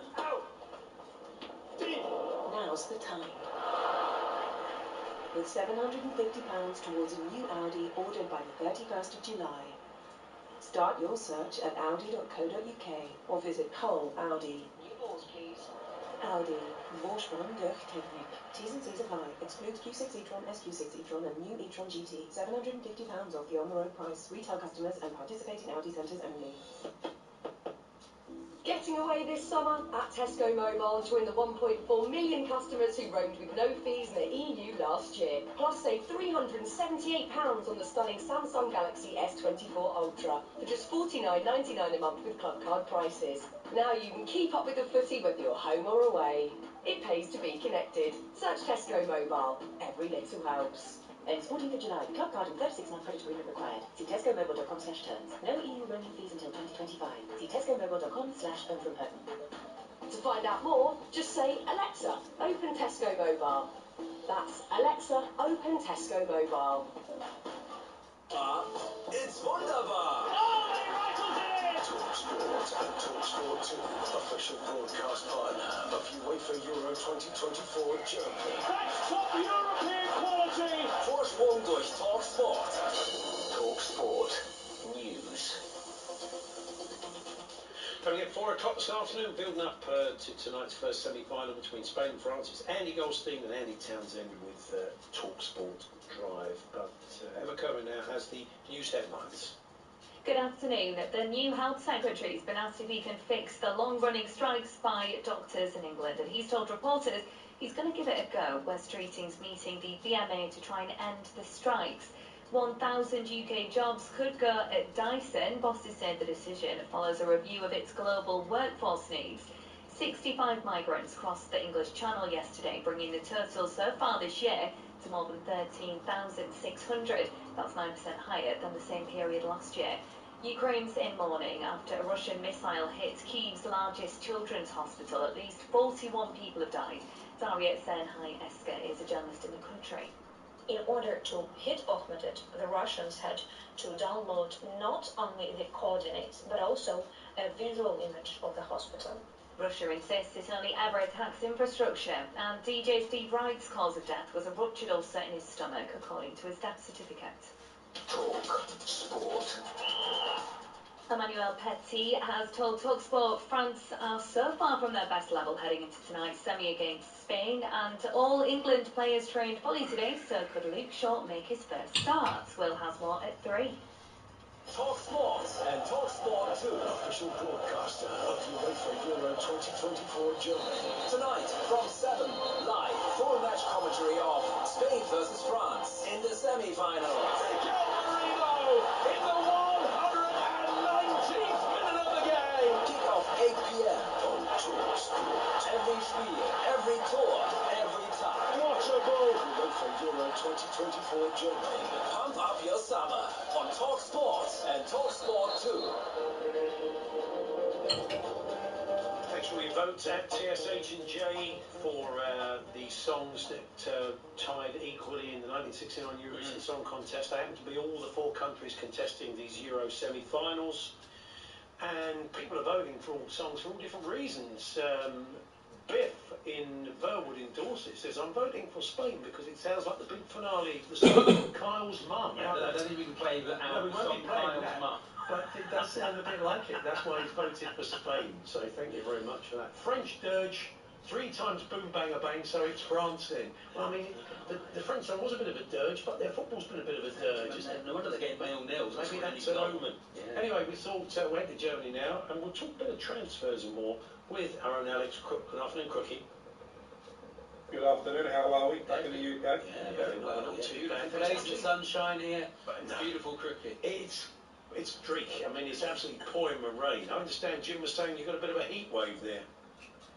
Yeah, it's absolutely baking here in Düsseldorf this afternoon. I've got the window open in the hotel room, but it's long overdue because, as you know, the rain has followed me around this tournament, so about time we got some sun. That's right. How much parenting are you going to be due to do when you get home? It's interesting you ask that because there's a suggestion if England get to the final, my return might be delayed by 24 hours, and I've had to get a pass for that. I'd imagine I'm going to walk through the door on Tuesday afternoon and 4 kids are going to be thrust into my arms. The gaffer will be walking in the opposite direction, get her pass. Yeah, that's it, definitely. So let's have a look at some of the transfer stories.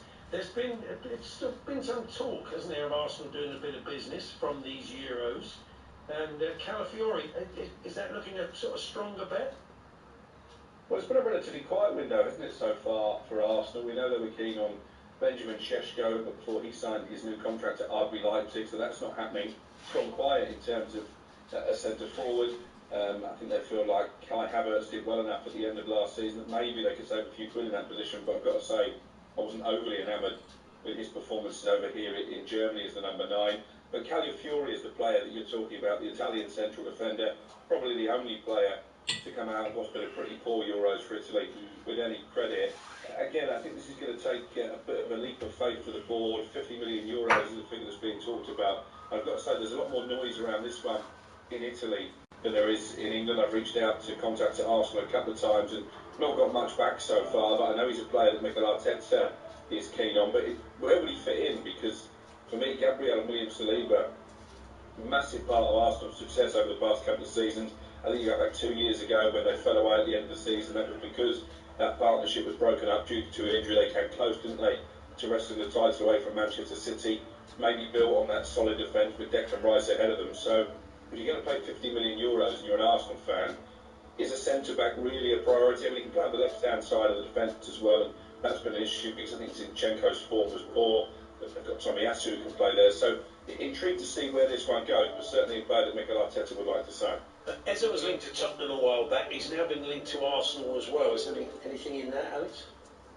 I think the Tottenham interest is stronger, but Palace are in a good position now. They've obviously sold Michael Olise for decent money, so they're not under any financial pressure to sell, although I do understand there is a release clause in Eze's contract, so if somebody comes in and activates that, like with Olise, they'd be powerless to stop him going.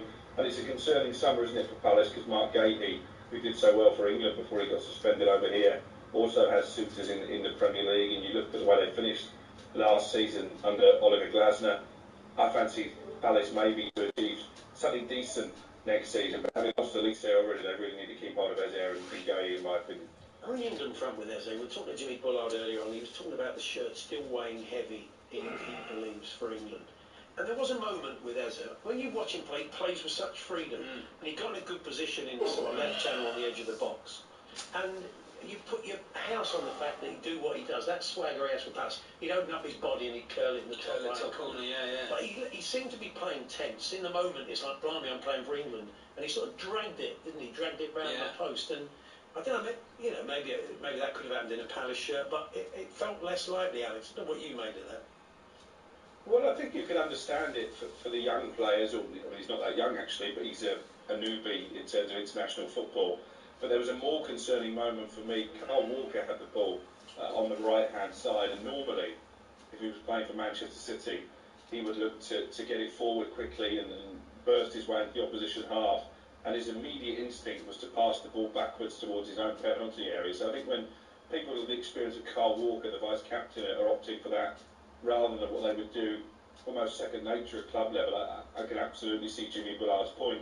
And I think really, we were debating this with Jim and Simon this morning, there are a lot of inexperienced players in England's squad, but it's probably the senior players who really need to step up to the plate. A lot of talk about Harry Kane.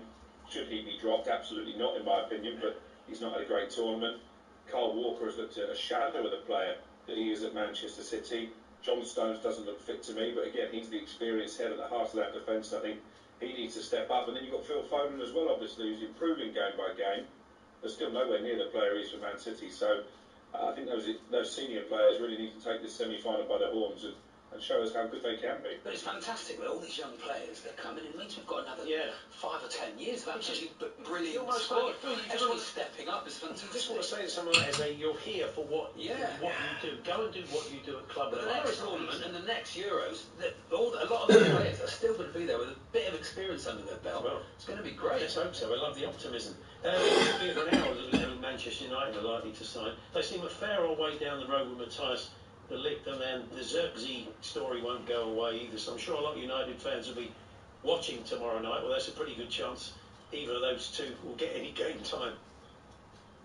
No, Zirkzee was added to the squad late on due to injury, and you've got to say they've looked a little bit light in attack at times. I've spoken to a lot of Dutch fans over here who aren't particularly happy with Memphis Depay.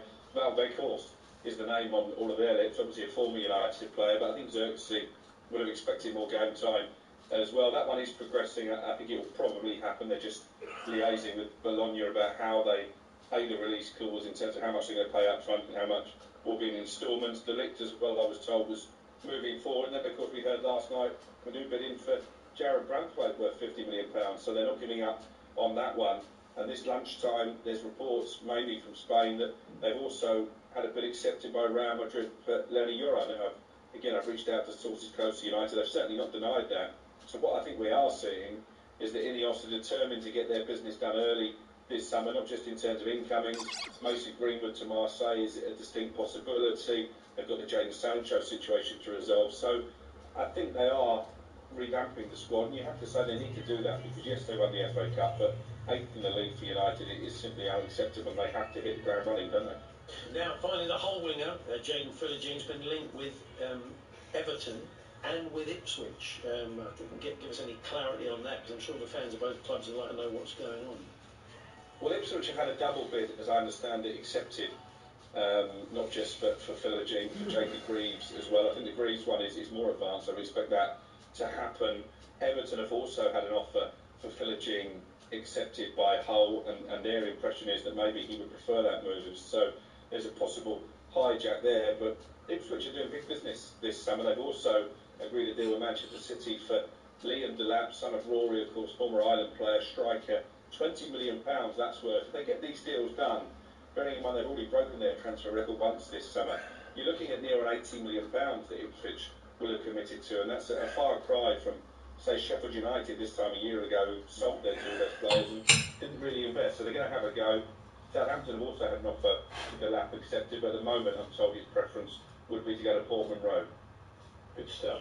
So are you now off to meet Jim in the sauna, hotel sauna? I understand you two have been liaising. Does he have a yellow towel? That's the question. Jim has his yellow towel in the sauna. I'll tell you what, he's got a rascal pair of swim shorts. I think he's got flamingos on his swim shorts, which I wasn't necessarily prepared for. But no, we don't need a sauna today. I think there's a possibility of a boat trip on the River Rhine, and then we're going to find somewhere to watch Spain-France tonight, and hopefully that'll capture our imagination. What a lovely romantic comedy, isn't it? It's lovely, isn't it? Sauna in there, flamingo shorts, a little boat trip on the River Rhine. That's right. Take a match in tonight, maybe a nice meal. And it's just like those things you see for the cruises, like the old people's cruises down the Rhine, isn't it? It's lovely. A Norwegian cruise. Becomes Jim's carer now, isn't it, quickly? That's what's gone on. Have a lovely time, and we'll catch up with you soon. I'm sure your wife's delighted. Yes, you'll be going mad. You have a nice cruise down the river. Enjoy your boat trip. Yeah, find a nice bar to watch it. Well, the kids in the background being sick, screaming. That's it. Yeah. Oh, he's got an ear infection or something. Yeah, that's it. Yeah, he doesn't make it any easier for himself. No, he really doesn't. No. He should be saying, "Oh yeah, I'm going to knock out 500 words on this." Working hard. I'm really working hard. Sit there with my notebook watching the match. Yeah. Well, Andy used to keep calling it when we were away, calling it the holiday, which was never a good sign. No, doesn't do that. No. Anyway, where were we? I don't know what's next. Yeah, chess boxing, quite possibly, and we're certainly going to be telling you, talking to good people at Swindon Town. We'll tell you what they're up to at the moment. Before all of that, though, we're going to check in with Lisa O'Sullivan, watching events at Wimbledon. Lisa. Yeah, two very tight quarter-final matches here this afternoon, and Yannick Sinner's taken the first set against Daniel Medvedev, so the Fox winning out against the Octopus 9-7 in that first set tiebreak. Great tennis here on centre court. Stephen Fry, Michael McIntyre among those in the Royal Boxing enjoying that. And over on court number one, I feel there has been a bit of a sea change here because Donna Vekic has been playing brilliantly. Lou Sun, though, taking that first set 7-5. And Vekic had the chance to close out this second set, but she just looks like she's 5-love down. She was 5-3 up, and Lulu Sun's got it back on serve. 4-5. You kind of feel it's going the way of the New Zealand qualifier. Sun leads by a set. Euro Game Day Live on talkSPORT with Carling, the UK's #1 lager. 18 plus, always drink responsibly. Tonight's Euro Millions jackpot is £14 million. Now that calls for a dance. Do I have to? I hope you can limbo. That's it. With these moves, I might just hit the jackpot. Very good. Get that Euro Millions feeling tonight. Euro Millions from the National Lottery. Play on app. Estimate your jackpot. Account terms, rules and procedures apply. Players must be 18 or over. Book your next adventure with TUI and go on a culture-soaked city break to Amsterdam or Dubrovnik. Take off from an airport near you and experience a break by bundling your flights and hotel into one handy package. So get ready to make memories that last and live happy with TUI. Financially protected by ATA. Euro Game Day Live on talkSPORT with Carling, the UK's #1 lager. 18 plus, always drink responsibly. Oh my word. What is that? Travis Perkins' big trade deals. They're massive. Like 12mm shuttering plywood for just £20 a sheet and 12.5mm standard plasterboard at just £8.60 a sheet. They're beautiful. Access big trade deals and other Travis Perks only with a Travis Perkins trade account. Travis Perkins, doing what matters for the trade. Discover more at travisperkins.co.uk. Prices exclude 20% VAT, terms apply. Create your avatar. Hone your first nude. Enjoy your newfound power. Climb the leaderboard. Dominate the leaderboard. Listen to people scream your gamer tag. Kirsty_26. Kirsty_26. Kirsty_26. For less. Selected IKEA gaming setups are now at a new lower price, along with thousands of other products. IKEA, the wonderful everyday. Investing with AJ Bell feels so good, you'll just have to ring that bell. What's that? You haven't got a bell? That's cool. You can ring any bell. Church bell, cowbell, doorbell, bus bell. You can even ring an Annabelle. Hello, Annabelle speaking. That's it. That's the sweet sound of... Oh, okay, you want more bells. Dinner bells, bike bells, dumbbells, sleigh bells, tubular bells, bells and bells. Any bell, anywhere, anytime you like. That's the sweet sound of investing with AJ Bell. AJ Bell. Feel good investing. The value of investments can go down as well as up. talkSPORT Breakfast in partnership with Arnold Clark. We guarantee the best used car deals in the UK. Move up through the gears every morning with top-of-the-range sports edition, ABS, story breaking news, and more gold talk to the gallon. Plus, a stellar lineup of super celebrity sports guests as standard. talkSPORT Breakfast every weekday morning from 6 on talkSPORT with Arnold Clark. We guarantee the best used car deals in the UK. Euro Game Day Live, delivered by talkSPORT with Burger King. Get your classic Game Day flame grilled Whopper made fresh and delivered to your door. Order your Burger King delivery now. talkSPORT traffic. In East Yorkshire, the M62 westbound is partly blocked after a collision between Goole at junction 36 and the M18 turn-off at junction 35. In West Sussex and Crawley, the A23 coastbound has been closed after a collision involving two lorries near the M23. And in North Yorkshire, the A1M southbound is still partly blocked after a collision earlier between junction 49 at Thirsk and 48 for Boroughbridge. I'm Adam Moore. They've scored! No one gets you closer to the action. Kick it up, kick it in, kick it on. Euro Game Day Live with Paul Hawksby and Charlie Baker on talkSPORT. Now we took chess boxing. There was ChoxCon, big event. Took place in Smallborough near Norwich, and we're going to find out a little bit more about it, Charlie, because I think you'd be marvellous at it. I think I'd quite fancy it. Gavin Grievous Bodley Farmer Oh, nice. Patterson, who put the event on, joins us. Gavin, good afternoon. Hi, Gavin. Good afternoon, gents. I take it that you're a competitor as well with a name like that. Yes, I've done it 3 times myself, but yes, several years ago now, I'm a coach, so I tend not to get in the ring anymore. Right. Are you more boxer than chess player, or more chess player than boxer, would you say?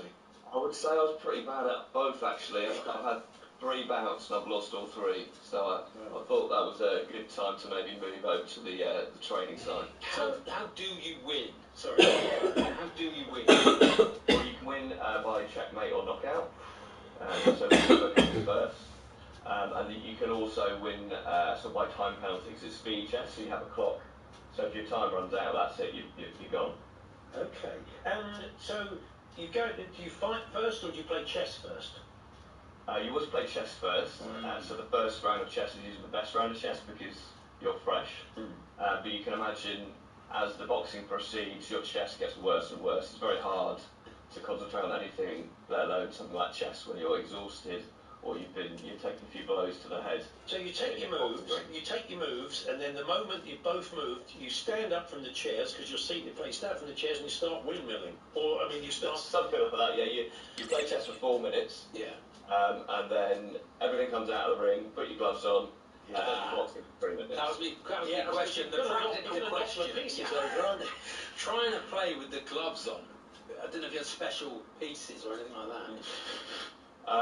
So you play with the wraps on, but you obviously take the gloves off to play chess, yeah. Otherwise that could be more of a challenge, I suppose. And the ultimate winner of this competition, did they win via boxing or chess? Well, we were very lucky, actually. We had a grandmaster fighting for the first time on the weekend, so that's the top accolade as a chess player. Simon Williams, and he won the British heavyweight title belt on Saturday, and he won on the chess. His opponent unfortunately ran out of time, and he was able to beat him on time penalty. Wow. I think that's how I'd want to lose. If we were going to lose anyway in the chess boxing, I'd want my time to run out. I'd want to be knocked out. I think you should add a third element to it. I've been trying to think what it is. What, a third sport? Yeah, a third sport. Jousting. Next to a swimming pool, I was thinking maybe, and you have to do lengths. Like a triathlon. You have to do lengths. It's dive chess, actually. Dive chess. Dive chess. Yeah, so the board's on the bottom of it's like obviously a metal board on the bottom of the swimming pool. And you have to play your move whilst holding your breath. So basically, the longer you can hold your breath, the longer you get to think, and the longer you can take to make your move. Maybe you can have a little fight in the water like a Bond film. Yeah, that would...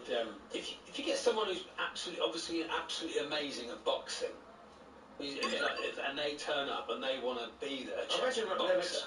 Lennox Lewis was quite and they've got cerebral character. Imagine he played a bit of chess. They might have the basic moves down. They might be able to last a minute. Yeah.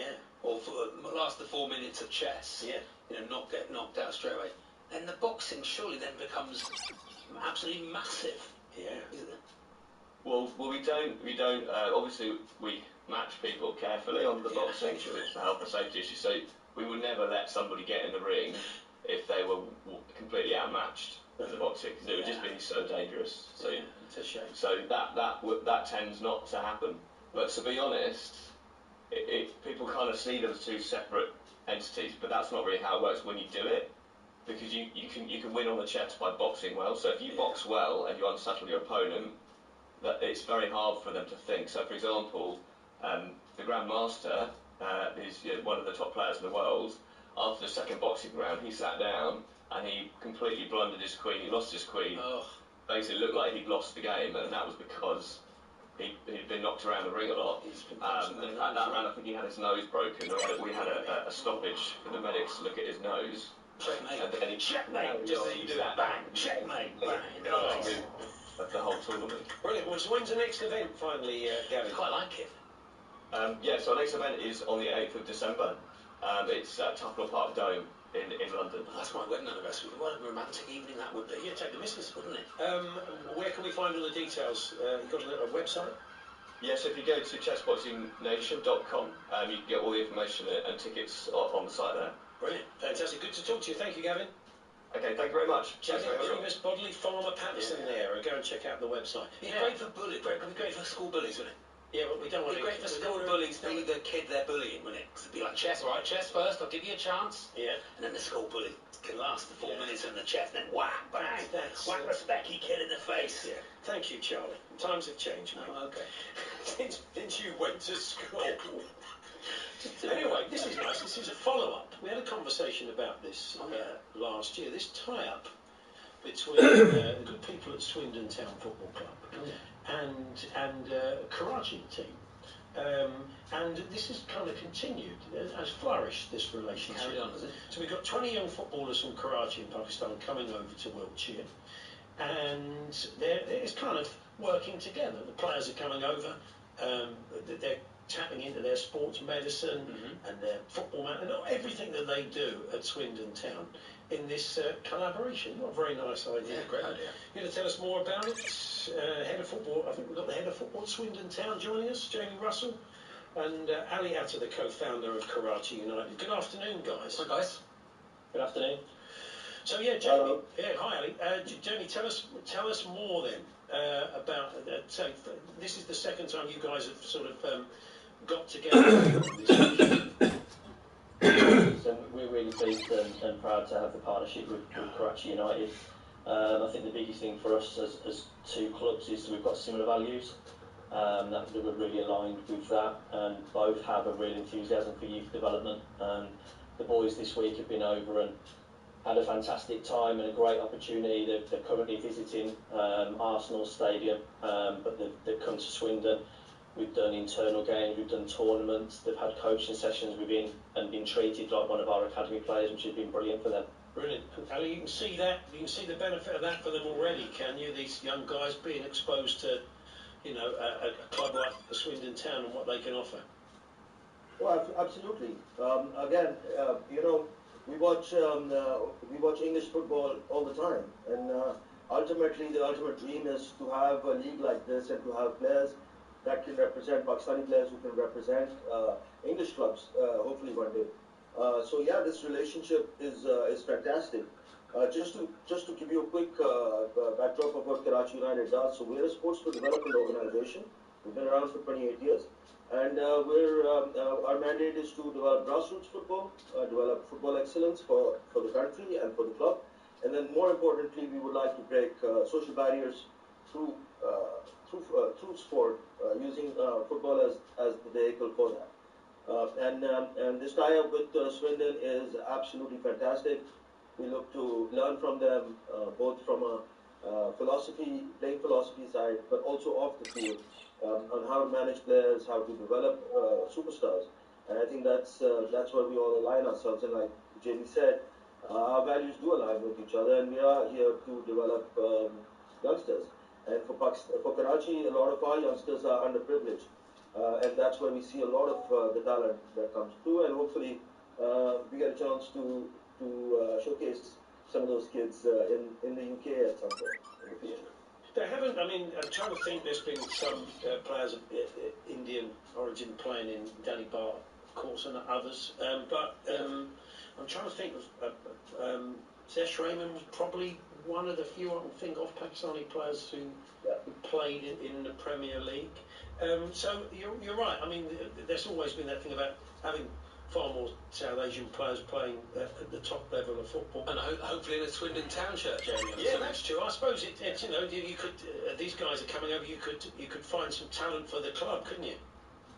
It'd be fantastic, and I think that the biggest thing for us is it's a great cultural exchange in which our players can get to like culturally work with the Karachi United boys and also our coaching staff, which is, and you touched on Zesh then, but Riz Raymond, who's working with the PFA at the moment, he's actually helped support the tour that's going on at Arsenal at the moment, and he's heavily involved in the work that we're doing. So from Karachi and working with the PFA and the FA as well, there's some real big governing bodies working together here, which is fantastic.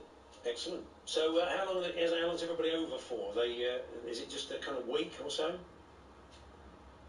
Yeah, so we were here last Wednesday. We had multiple training sessions. Our coaches got some training with some of the development people at Swindon Town, which is actually more important in some ways, so that we can keep replicating the talent that they will deliver. But again, just wanted to thank people like Zab Austin and Jamie. Also Alex, the head coach for the academy, he's been fantastic in getting our kids acclimatized. Now it is a bit different for us to play here because the weather is very different, and again, I guess we got the English football experience last week. But that's what life is about, and you need to be ready for it. If I can, I just would like to call out the fact that we are next going to work on women's, and we would like to bring some of our girls over at some point, because I think that's one of the areas that we could really benefit from, especially from a cultural perspective. We do have a women's team that's done really well. So again, my shout out to the entire Swindon Town FC, and especially Clem, Zab Austin, Jamie, of course, is on the call, and Alex. And of course, I'd like to just call out my two partners, Taha and Imran, who have been instrumental, couldn't be here. And they're very jealous that I'm sitting here in the UK and not them. Well, enjoy your time here. Enjoy the 2 Euro semi-finals. Yeah, fantastic. You and the boys. So, Ali, thank you very much. And Jamie, thank you very much indeed. Thank you. Thanks, everyone. Thank you. Ali Atta there, co-founder of Karachi United, over at Swindon Town with their head of football there, Jamie Russell. Nice idea. Yeah, very good. Good thing. It's Paul Hawksby, Charlie Baker here on talkSPORT, continuing the Euros build-up in the next hour, amongst other things. And we'll speak to a former international coach. A bit of an insight into Gareth Southgate and what's been going on there. Plus the fact the Champions League starts tonight, and some of the teams in it, the preliminary rounds, some very interesting sides in it, and Paul Watson will be telling us more about that. Eurogame Day live on talkSPORT with Burger King, official providers of food fulfillment. That warm, fuzzy feeling of total food satisfaction. Order your Burger King delivery now. Eurogame Day live, delivered by talkSPORT with Burger King. Get the ultimate food satisfaction this half-time with the flame-grilled bacon double cheeseburger XL. Order now on the Burger King app. Tonight's Euro Millions jackpot is £14 million. Now that calls for a dance. Do I have to? You can limbo. That's it. With these moves, I might just hit the jackpot. Very good. Get that Euro Millions feeling tonight. Euro Millions from the National Lottery. Play on app. Estimate your jackpot. Account terms, rules and procedures apply. Players must be 18 or over. If you bought a timeshare, did you really get what you expected? Or were you sold a dream that's now a nightmare? With high maintenance fees, loss of exclusivity, and limited availability, timeshare ownership for many is now just a liability. MyTimeshareClaim.co.uk has helped thousands of owners who are missold exit their contract and receive compensation. For advice and to find out more about your options, text timeshare to 78900. You're looking sharp. Righty here. I've just given the new Gillette Labs razor a go, and it's smooth. 5 long-lasting blades, and it's got a flex disc that adapts to my gorgeous face. Done in no time, then it goes back on its magnetic stand for a finish almost as good as one of mine. And if you don't agree it's the ultimate shave, get your money back.